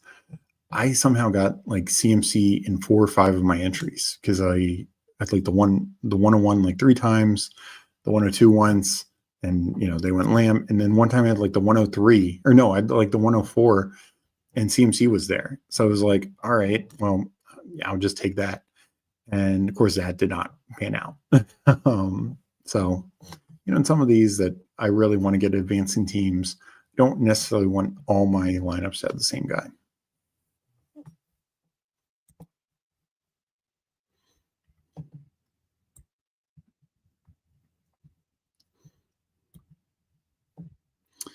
Let me go back to chat. JCM flipped the board. No, it probably will fill. Yeah, perfect spot for JCM.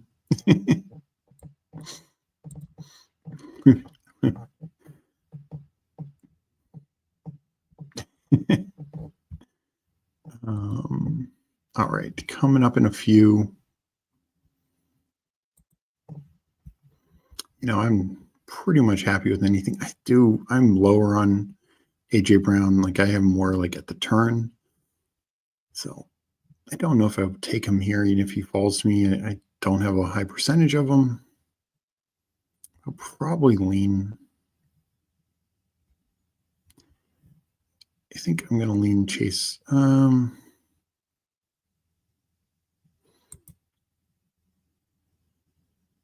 Let me mix it up. Let me take Bucky. Because I want to say, this is off memory, but I want to say my first of these, I did Chase Brown. So let me mix it up a little bit. I probably haven't gotten that combo near as much.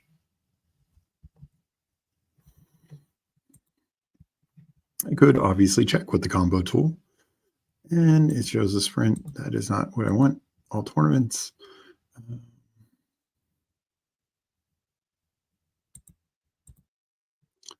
So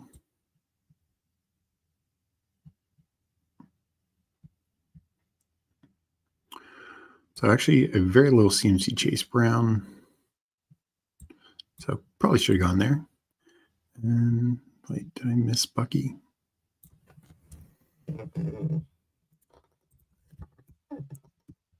No, I had no. Yeah, perfect. I had no CMC Bucky. So that will be a positive. Oh no, somehow I had Lamar Jackson in there. So let me try this again. So 3 point. So it's very similar to Chase Brown.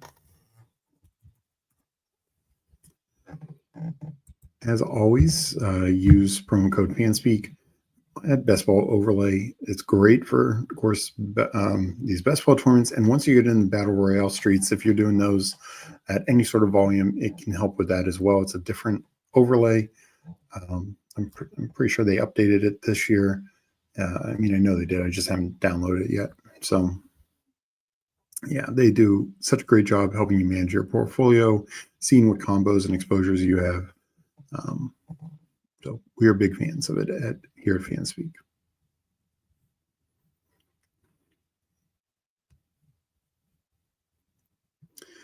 So I didn't go elite last time. Maybe I go elite if given the opportunity. But I don't even know if either one gets back to me.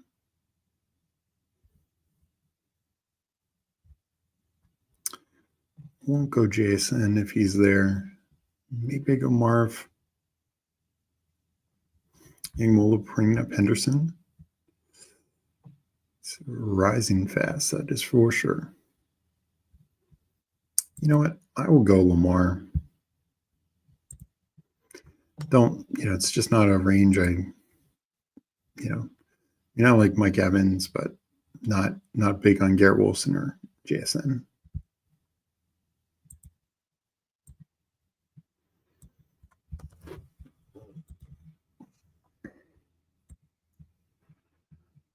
Oh, wow, Nico Puka start. That's nice. I got Saquon 103 and BTJ fell back. You didn't name a random home league or funny pun style name using NFL players' teams. Oh, that's a good question.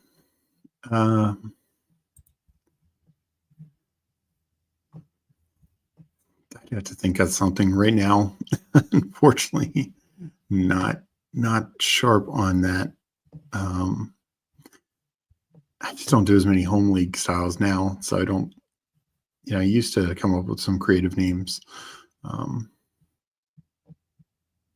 Usually, like when I can tie it to like one or two of my players.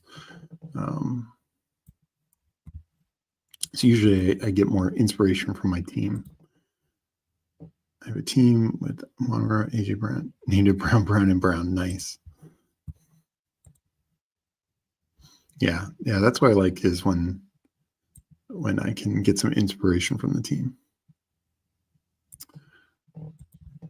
All right, we are coming up in one.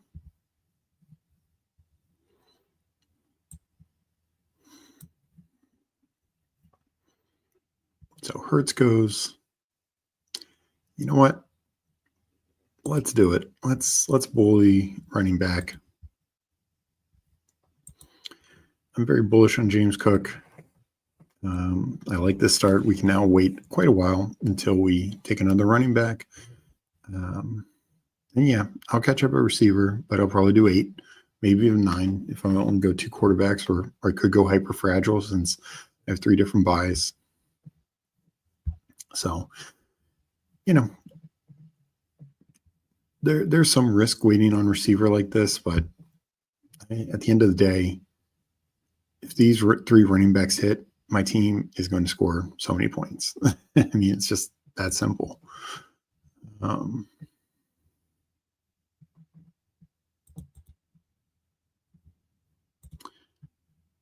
That's good. What did FK? Dante Moncrief. Yeah, he was Moncrief.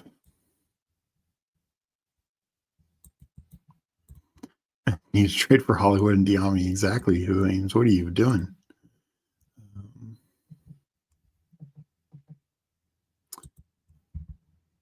Is Jalen Hurts, good seeing you, Mike. Hit him with the gritty if you don't know. Coming over from Twitter. Does Jalen Hurts ever fall to the 5th round in BBM still? That's a good question. I did 2 BBMs earlier in Neil Orfield's stream. I can't remember if he fell in either one of those, but I doubt it. I think he's generally locked into the end of the 4th, mid to late 4th. But every now and then you'll see him in other drafts, just not sure about BBM. So we're not really looking at running back now. Truly, we're mainly looking at receiver, let's be honest. But that is a good question. Waddle goes, you know what? I'm going to make the call. I think Ridley can be, Rome Odunze can be the number one here. I like Ridley a lot. I like Hunter a lot. But I just think Rome could just have a massive breakout in this offense. So I'm fine being above market on him. And I love Young Mula. That's who I really wanted was Pearsall. So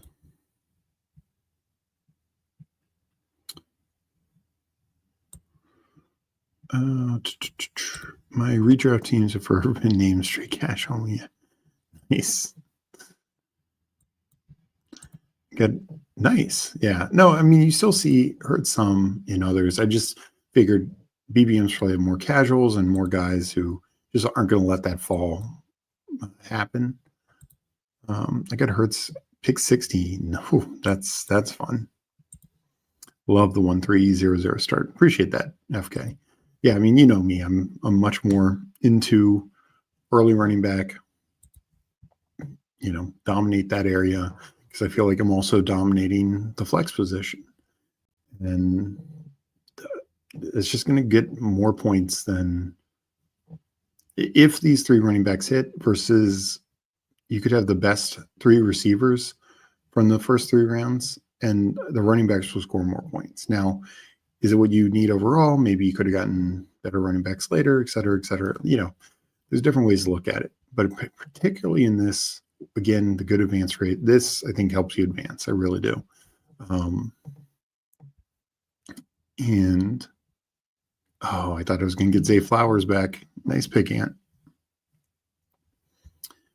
I don't take Zay a lot, but when I'm stacking at 66, I would have taken that all day.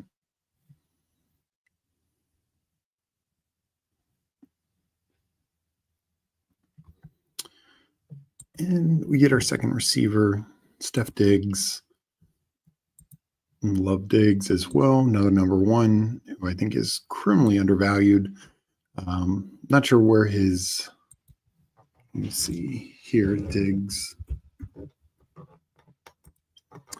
He's moved up. He at one point was a wide receiver 45, 46. Now he's wide receiver 39. And this is just still way too low. We're baking in too much of an injury risk, in my opinion. Last year when he got hurt for the Texans, and that was just like week 6, he was wide receiver 14, 15, or maybe 12. Either way, like absolute smash if he's anywhere close to that. And that's him competing with Nico Collins. Now, Nico missed 2 of those games, I believe, and like the half game before Diggs got hurt. I think Diggs played 5 full games, and then week 6 he got hurt, if I'm not mistaken. But yeah, I just think we're baking too much of that risk. I know he didn't play any of the preseason, but reportedly at camp he was good all around. Maybe he has a slower start, but I think he could just absolutely smash his ADP.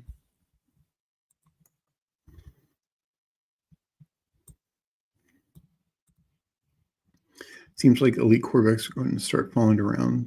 Yeah. No, you were getting, for a while there, I was getting Jaden like late 4.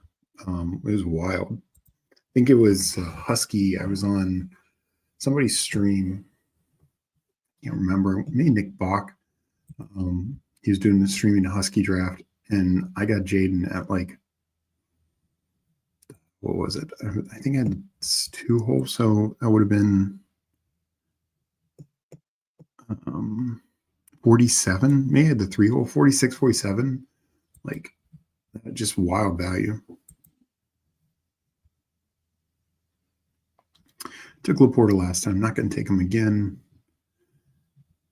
Really not. I mean, there are some running backs here that I like, but I'll probably just pull up my favorite receiver option.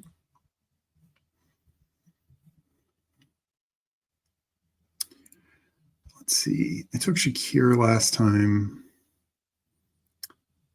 I'm going to go Downs. Sounds like he's approaching return to practice. I think he'll be ready week 1. If not, like I said, I'll probably have 8 receivers.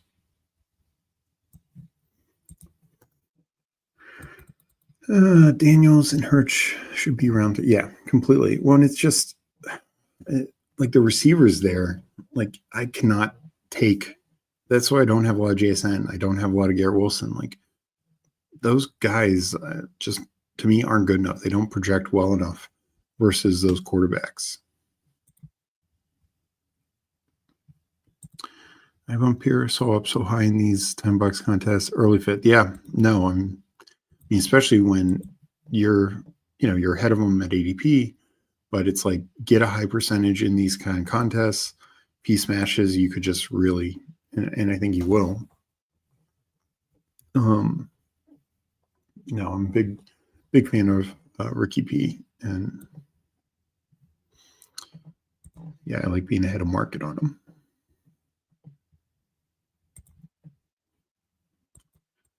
So taking Jane the fourth every time because I wanted some other place. Yeah, that's the problem. That's why I have 15% Jaden. Josh Jones is definitely living on the edge. yeah, we're gonna have to catch up, but I think I'll be fine. So up in a couple.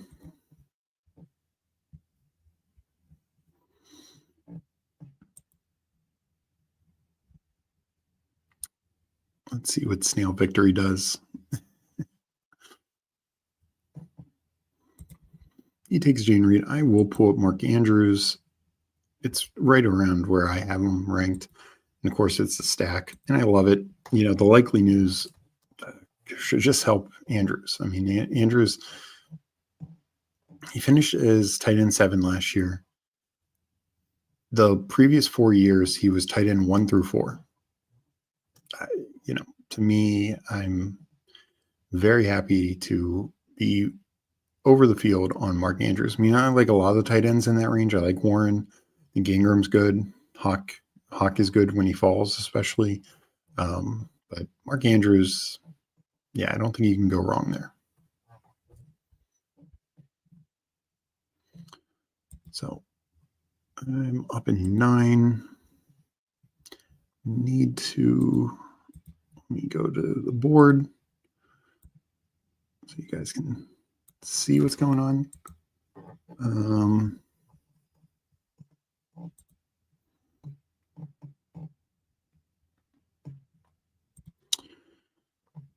Yeah.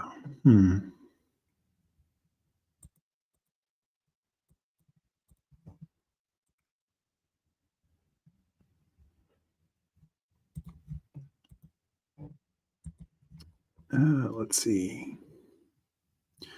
Yeah, I'd like to get Lamar at least 10%. I'm right around 9 right now.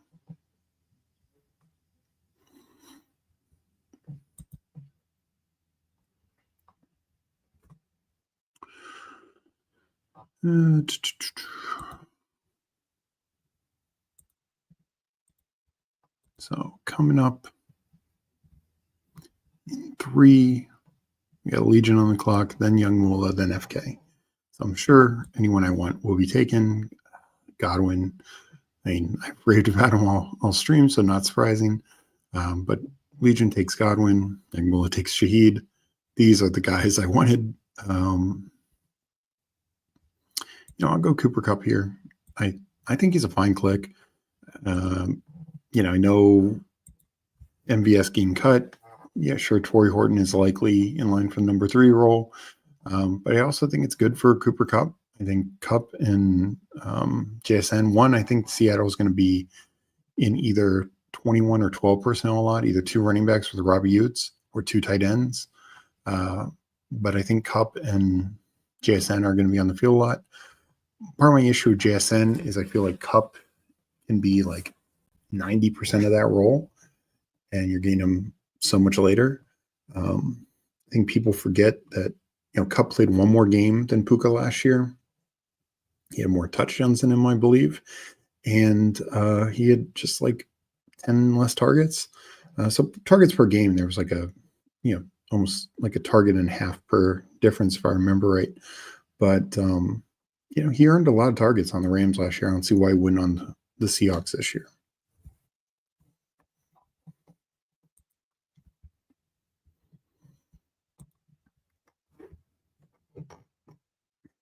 So coming up here, could look for a second quarterback.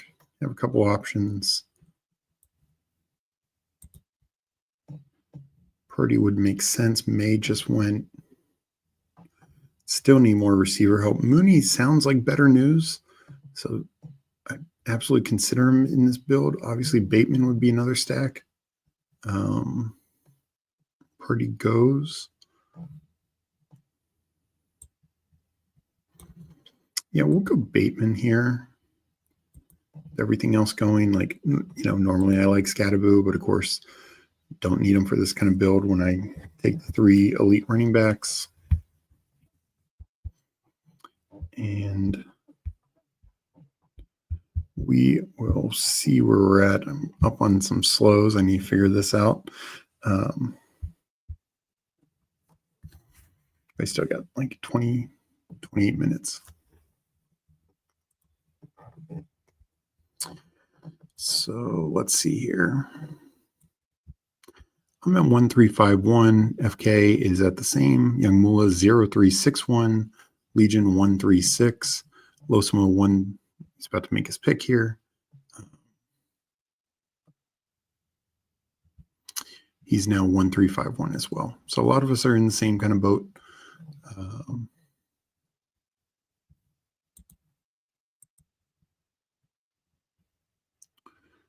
We will figure it out.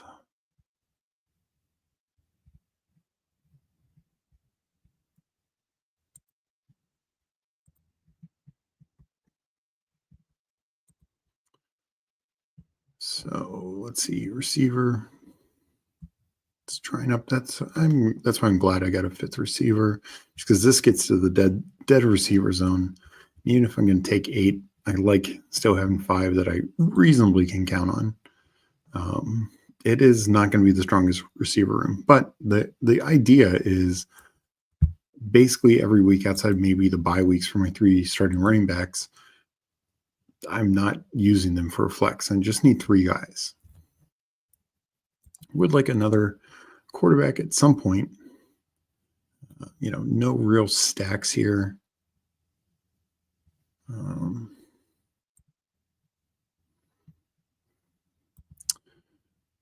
I might just go Dylan Sampson. Give another running back. Actually, I'm going to go Eckler. And let that tick down. If I wanted to, with Sampson having the same buy as Bucky, I definitely wouldn't go hyper fragile there. I would consider hyper fragile with this build. Still could add a 5th running back, like super late. But now I feel like I could go hyper fragile. Like I said, I'm going 8 receivers, whether I'm getting that via the tight end, the quarterback, the running back. I'm not going to go 10 receivers. That's, so some of these positions are going to get some extra help. We'll just see where figure it out.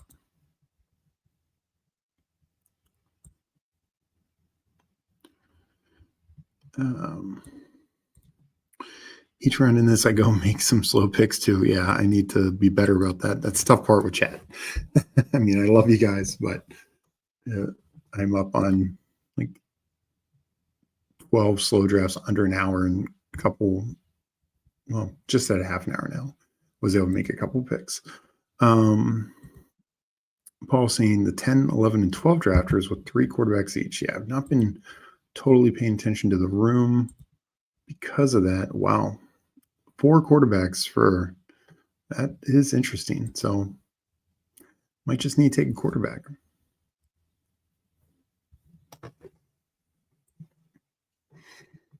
Yeah, this could be a 2 quarterback team by default.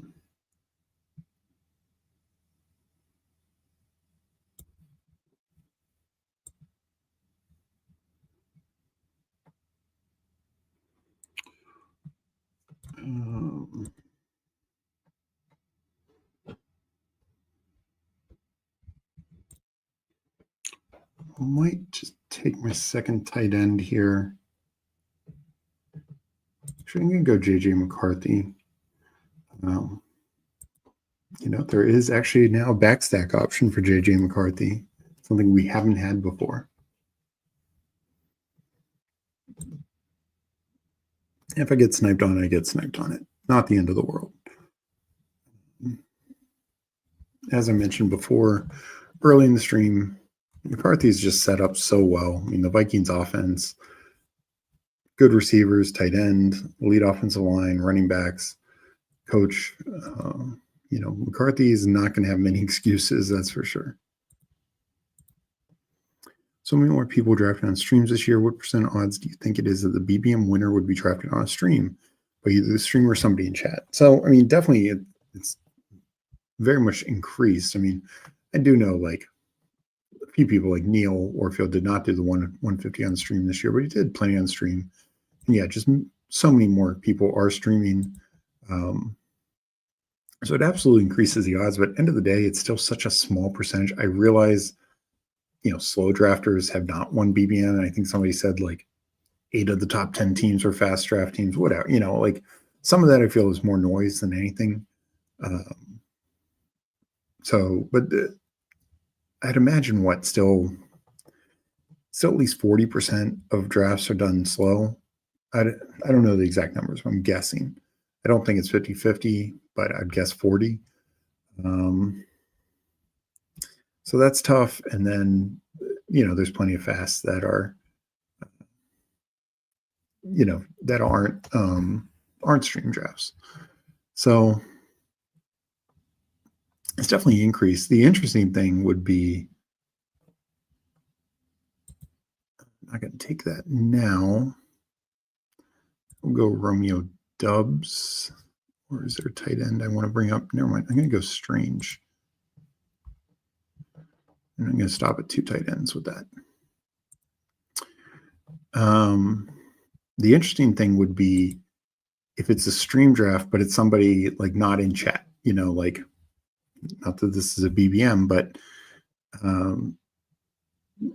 Snail Victory wins. Like, as far as I know, he's not in chat, but this was a stream draft. So you're going to have plenty of that as well. It's called degen behavior. Yeah, that is interesting. We got Disbanded in here with the dot. Hope you're doing well, Disbanded. Yes, push Sampson to me. Yeah, I didn't need a running back there. So I do like the Sampson pick quite a bit. I'm still, for me right now, I just can't take Judkins anywhere near, even where his current ADP is. I don't know what happens. I mean, unless something happened tonight.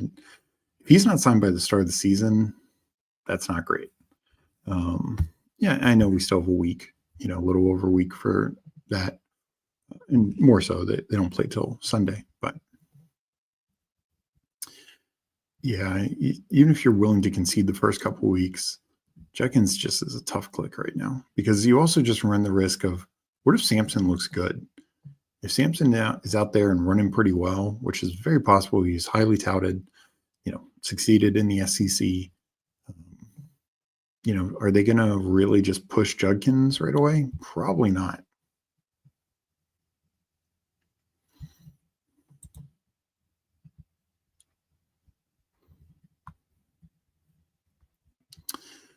So Romeo's still there. Romeo's been falling. I know the parent trade rumors. I don't know if I believe it.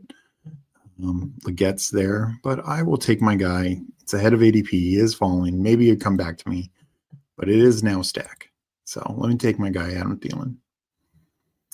I think he's good, not just the first 3 weeks without Addison. I think he can be good down the stretch. I talked about it early in the show. And the thing with the Vikings versus the Panthers, maybe they throw a little less. I've said before, I could see the Vikings throwing less this year because they're, defense and better offensive line. But last year, the Vikings and Panthers had essentially the same number of pass attempts. The Vikings had over 1,000 more yards and 12 touchdowns. Unless you think McCarthy just isn't good, the opportunity here, to me, is higher. At least for his floor play. All right, up in 8. Let's see if I can make a slow pick since I'm caught up on chat. Luckily, there's a couple early ones that I can quickly take.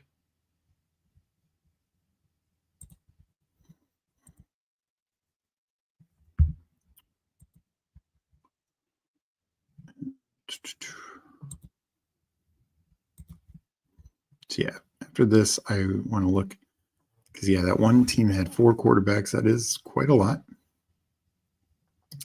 Maybe he thought he got into a super flex and was just getting lucky with the quarterback falling.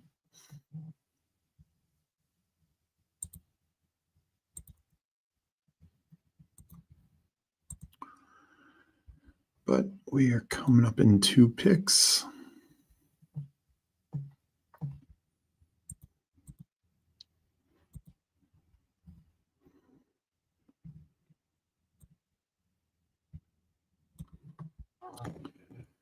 I could handcuff with Rashard White. That feels like good value. I think I will go. Actually, I like that. I mean, there were plenty of games last year where both Bucky and White were very usable. So it just helps with the flex play and depth there. But also, I'm not a big Sean Tucker believer. He honestly hasn't looked good in the preseason, in my opinion. And I just think when White's healthy, it's going to be the 2-man backfield primarily.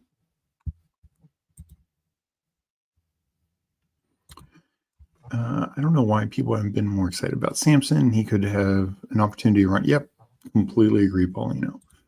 Yeah, no, I mean, there's just so many outcomes where either Judkins just isn't signed, he's on the commissioner's exempt list, he's suspended, he comes back and Sampson's just got the job. Like, no, I have a lot of Sampson, a lot of Ford.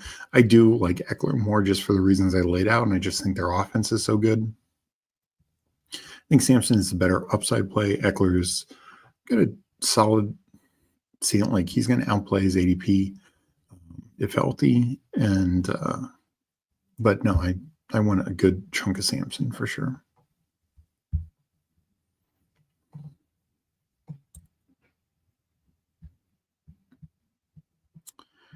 So now that I'm taking a 5th running back, should I have taken Sampson over Eckler? You could make the case, but I'm fine with the decision I made. So stopping at 2 tight ends.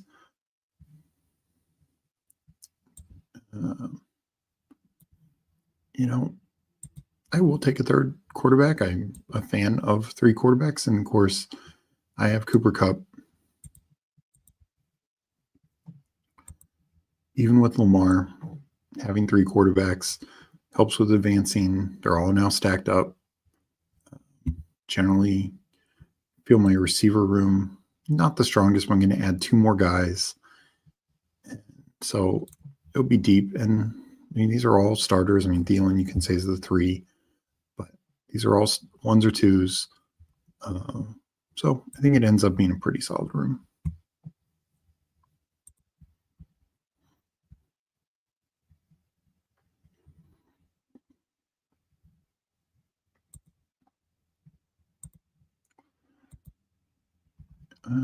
Coming up in a few, I said I wanted to look at the board where we got here. So we got the one guy with 4 quarterbacks. We got a guy with 0 quarterbacks. That's going to be an interesting build. 0871.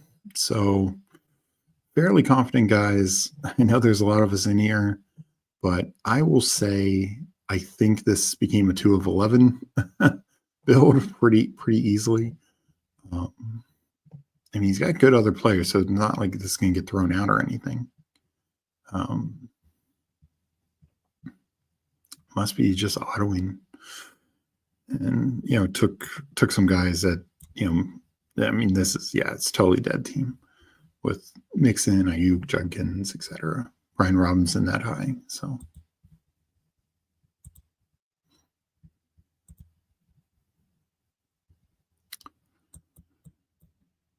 So my first pick, I'm going to go Malik Washington, get a little upside. Also don't have a lot of them. 214s. That's about it. So I can go anywhere, but I'll do Malik Washington. Pierce, I have a little QJ. Trey Tucker, Roman Wilson, Lambert Smith, Ray Lockett. Should get one of these guys. Of course, Josh Reynolds also.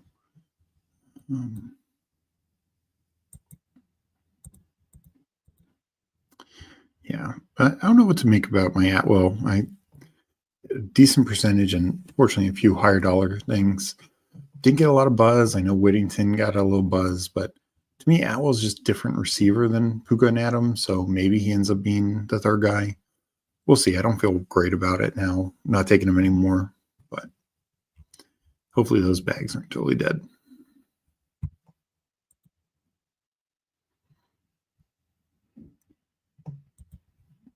So up in 4 picks, then I will look at everyone's team, and then I'll get on out of here. I got to make up a lot of slows, but I appreciate everyone drafting with first Andrew and I, and then these last couple drafts with me. And we'll talk a little bit in chat before I head on out. I need to decide where I want to go. Kind of hoping for Trey Tucker. He does seem like the starter there. Not sure what's going to happen with Jacoby Myers. I'm not really worried about Amari Cooper too much. Pierce would make some sense. I have Downs. It's just another bet on that.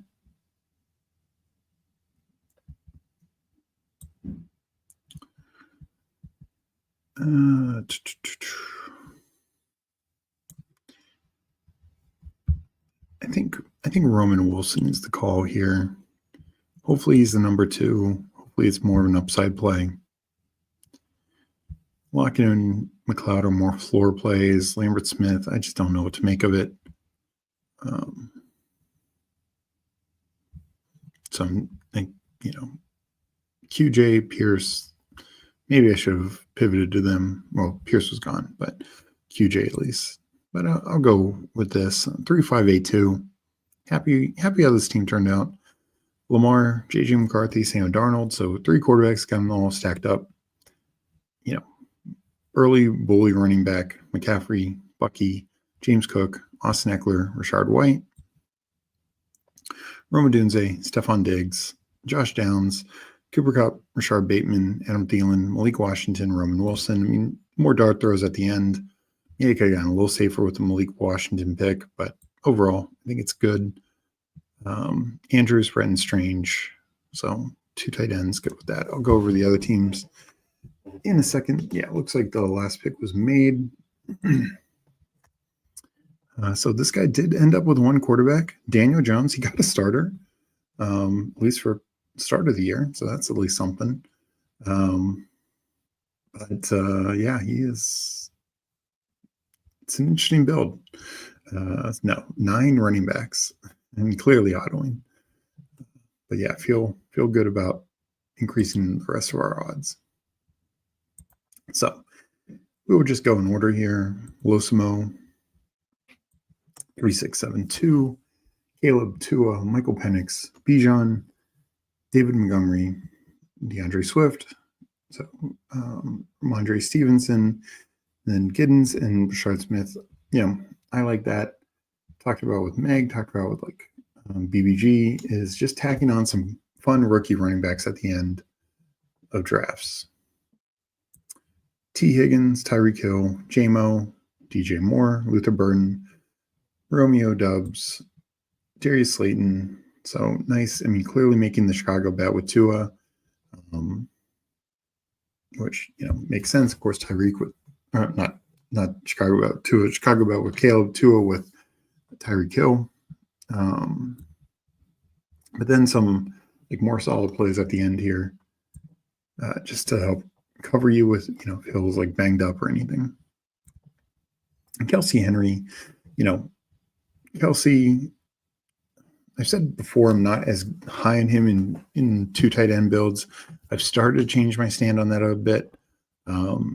Usually I like him more as like the second tight end. I've taken him in a couple drafts where I've done like kind of tight ends back to back, like Hawkinson, Kelsey. But there is definitely a path where he is near the Kelsey of old. And as we said before, like tight end is the least of your worries. At least that's the way I feel. Josh Allen, Justin Herbert. Sorry, this is Legion teams, Paul's team. Aaron Jones, J.K. Dobbins, Cam Scatterbu, Dylan Sampson. Yeah, really like that. Najee, and Najee still falling, even though it looks like he's ready for week 1. So that's very positive. Kamanon guy, we talked about that before, gained some exposure to that Bears backfield. Guerendo, that's a nice fall in Guerendo. I mean, this is a guy who's very explosive last year. I know they just brought in Raub, but Guerendo, I know the reports that they're not happy with him. End of the day, he was drafted by this org. He played well last year when given opportunities. He's been a little banged up, but if he gets healthy, and anything happens to CMC, I think he's a fair contingent play. Especially that late, 213, Jefferson, Ladd, Worthy, Devonta Smith, obviously, I mean, Judy is a starter as well, but these 4 top tier offenses potentially. Chris Godwin also can fit that bill. So that's a very fun receiver room. I see why you stopped at 6.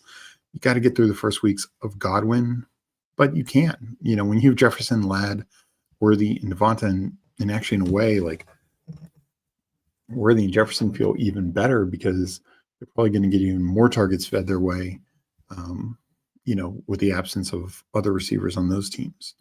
And then Goddard, Ertz, Jonnu, 3 really good tight ends, I think all very fun and capable. We got Young Mula in here, 3672. Geno, Richardson, Russ Wilson. So kind of a, Geno, and then I know he's higher on Richardson. He's hoping Richardson gets back on the starting field sometime soon. And if not until then, Russ is at least covering. And Russ, I'm of the belief Russ plays probably till around their bye, so he should definitely cover Geno. Hendo, Kenneth Walker, JCM, Braylon Allen, Jerome Ford, Kendre Miller. I do need to start taking more Kendre Miller. I just haven't yet, but I do think he's the number 2 back. So I like this running back room, young, but a lot of upside. And then guys like Allen, Ford, and JCM easily could explode for a bigger and bigger role. Neighbors, Pearsall, Golden. As you mentioned, you brought up Pearsall, but I was about to do the same thing just 2 picks later. Golden, Addison, Shaheed, Kirk, Dante Thornton. I mean, you got to get through the Addison suspension, but this wide receiver room more than capable of doing that. Bowers likely should be back by week 8, so that's no issue there. And then you're just relying on Bowers for the main part. We got FK in here going 2.583. Kyler, Bryce Young. So really going with the tallest quarterbacks he could find. But no, I mean, I think Bryce Young, I am right around that range. And Kyler, hopefully he's got 2 good weapons. They say he's going to run more. If he does, he easily could outplay the ADP. Gibbs, Chase Brown, Caleb Johnson, Tootin, Jaden Blue. So a lot of rookie running backs at the end after your 2 anchors. I mean, really love Caleb's role. Tootin's a little bit more contingent. Might need a trade to happen. There's some rumor of that. Blue probably not doing much early on but luckily it's a low ankle sprain. But that backfield is just wide open right now, in my opinion. Marv, T-Mac, Jalen Waddle, Debo, Khalil Shakir will get Russell Wilson, Michael Wilson, QJ. Really like the top 5 receivers, and then take some upside plays with like Leggett and QJ, Michael Wilson. Whether it's him or Zay Jones, one of those guys. You're stacking up with the team, so I totally get it. And then Loveland, Chig, JT Sanders. Loveland could start kind of splitting work with Komet, but obviously they really love him. And Chig and Sanders are nice guys to fit in with him. So, yeah, no, that's a good team as well. I mean, I think that was Ant. That's right, Ant was in here as well. 3672, Stroud, Stafford, Flacco, Karen Williams, Jalen Warren, Travis Etienne, Tyler Algier, Rico Dowdle, Taj Brooks. So a lot of like good number 2 backs. Etienne and Warren could be, split rollbacks, and then Karen kind of is the workhorse. So it's a balanced RB approach. And you need Kyron to be the guy, of course. Because I don't know if anyone else can be the guy barring injury, but you'll get a lot of usable weeks out of all the other guys. And, they're fair values, especially when you're getting like a fallen Rico, low fallen Algier. Taj Brooks, he's fallen back down for a while. He's going like in the 190s, and now he's falling back down 200. So like that a lot. Nico, Puka, Adams, so double tapping the Ram. Well, Kyron, full Rams bet. Obviously, that's why he went Stafford. But yeah, I actually like that. There's a risk here, but you're getting a discount. Puka at 16, Adams at 40. There was, and I was doing it, and a lot of people were. I mean, I was taking Adams at 25, 26, a month ago. So that feels like really good value. If Stafford is anywhere close to healthy this year, that could be massive win because you're getting value on all the guys. Hunter, Zay, Darnell Mooney, Cedric Tillman, good strong receiver room across the board. Got to fall on Zay, got to fall on Mooney's. Just scooping value here. I like that a lot. Very fun. And then Laporta, got some value there. I mean, this is Ant just going with a full value team. I mean, 10 picks of value on Njoku, half around on Laporta. He's just absolutely finding the value anywhere he can. So, fun draft. Appreciate you all. Let me hit up chat before I get on out of here. And we will see what. Let's see. I know I got behind in chat, so let me hit up chat before. I have a lot of Samson exposure. Just need my QB2 more Samson in this draft. I don't trust the no badges. That's fair. BBM 43% Scatterboo, 41% Samson. Love it, Paul.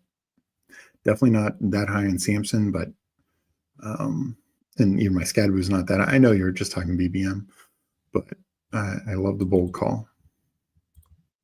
Can't stop, won't stop. Hopefully this guy was your quarterback didn't just waste 30 minutes over lies. No, I don't think it gets thrown out. I don't. I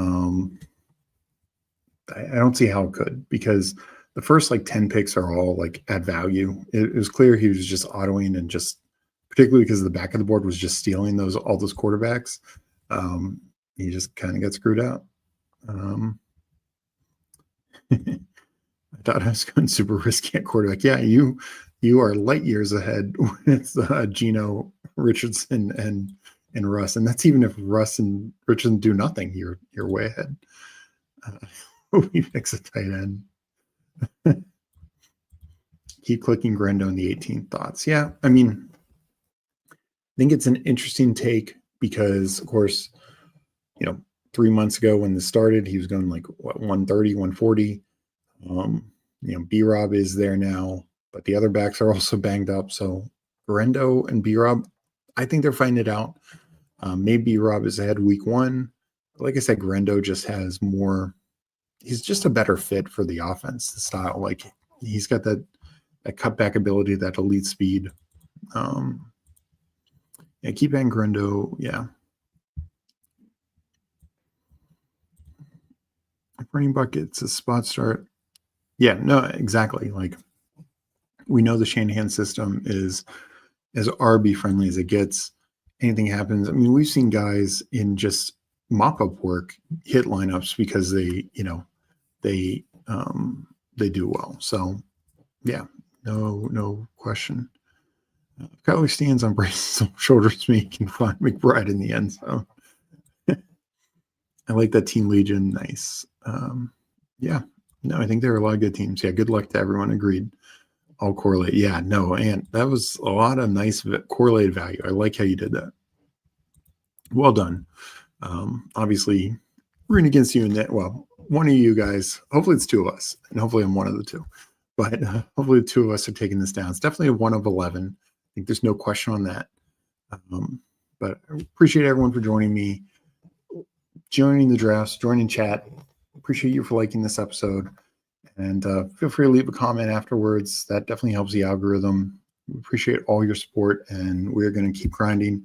Meg and I will be back tomorrow night. We'll figure out the exact time. But looking forward to it. Hope everyone has a good night. I need to catch up on a lot of slow drafts. So I will, and then I'll be back in the fast street. So catch you guys next time, and good luck drafting. Peace.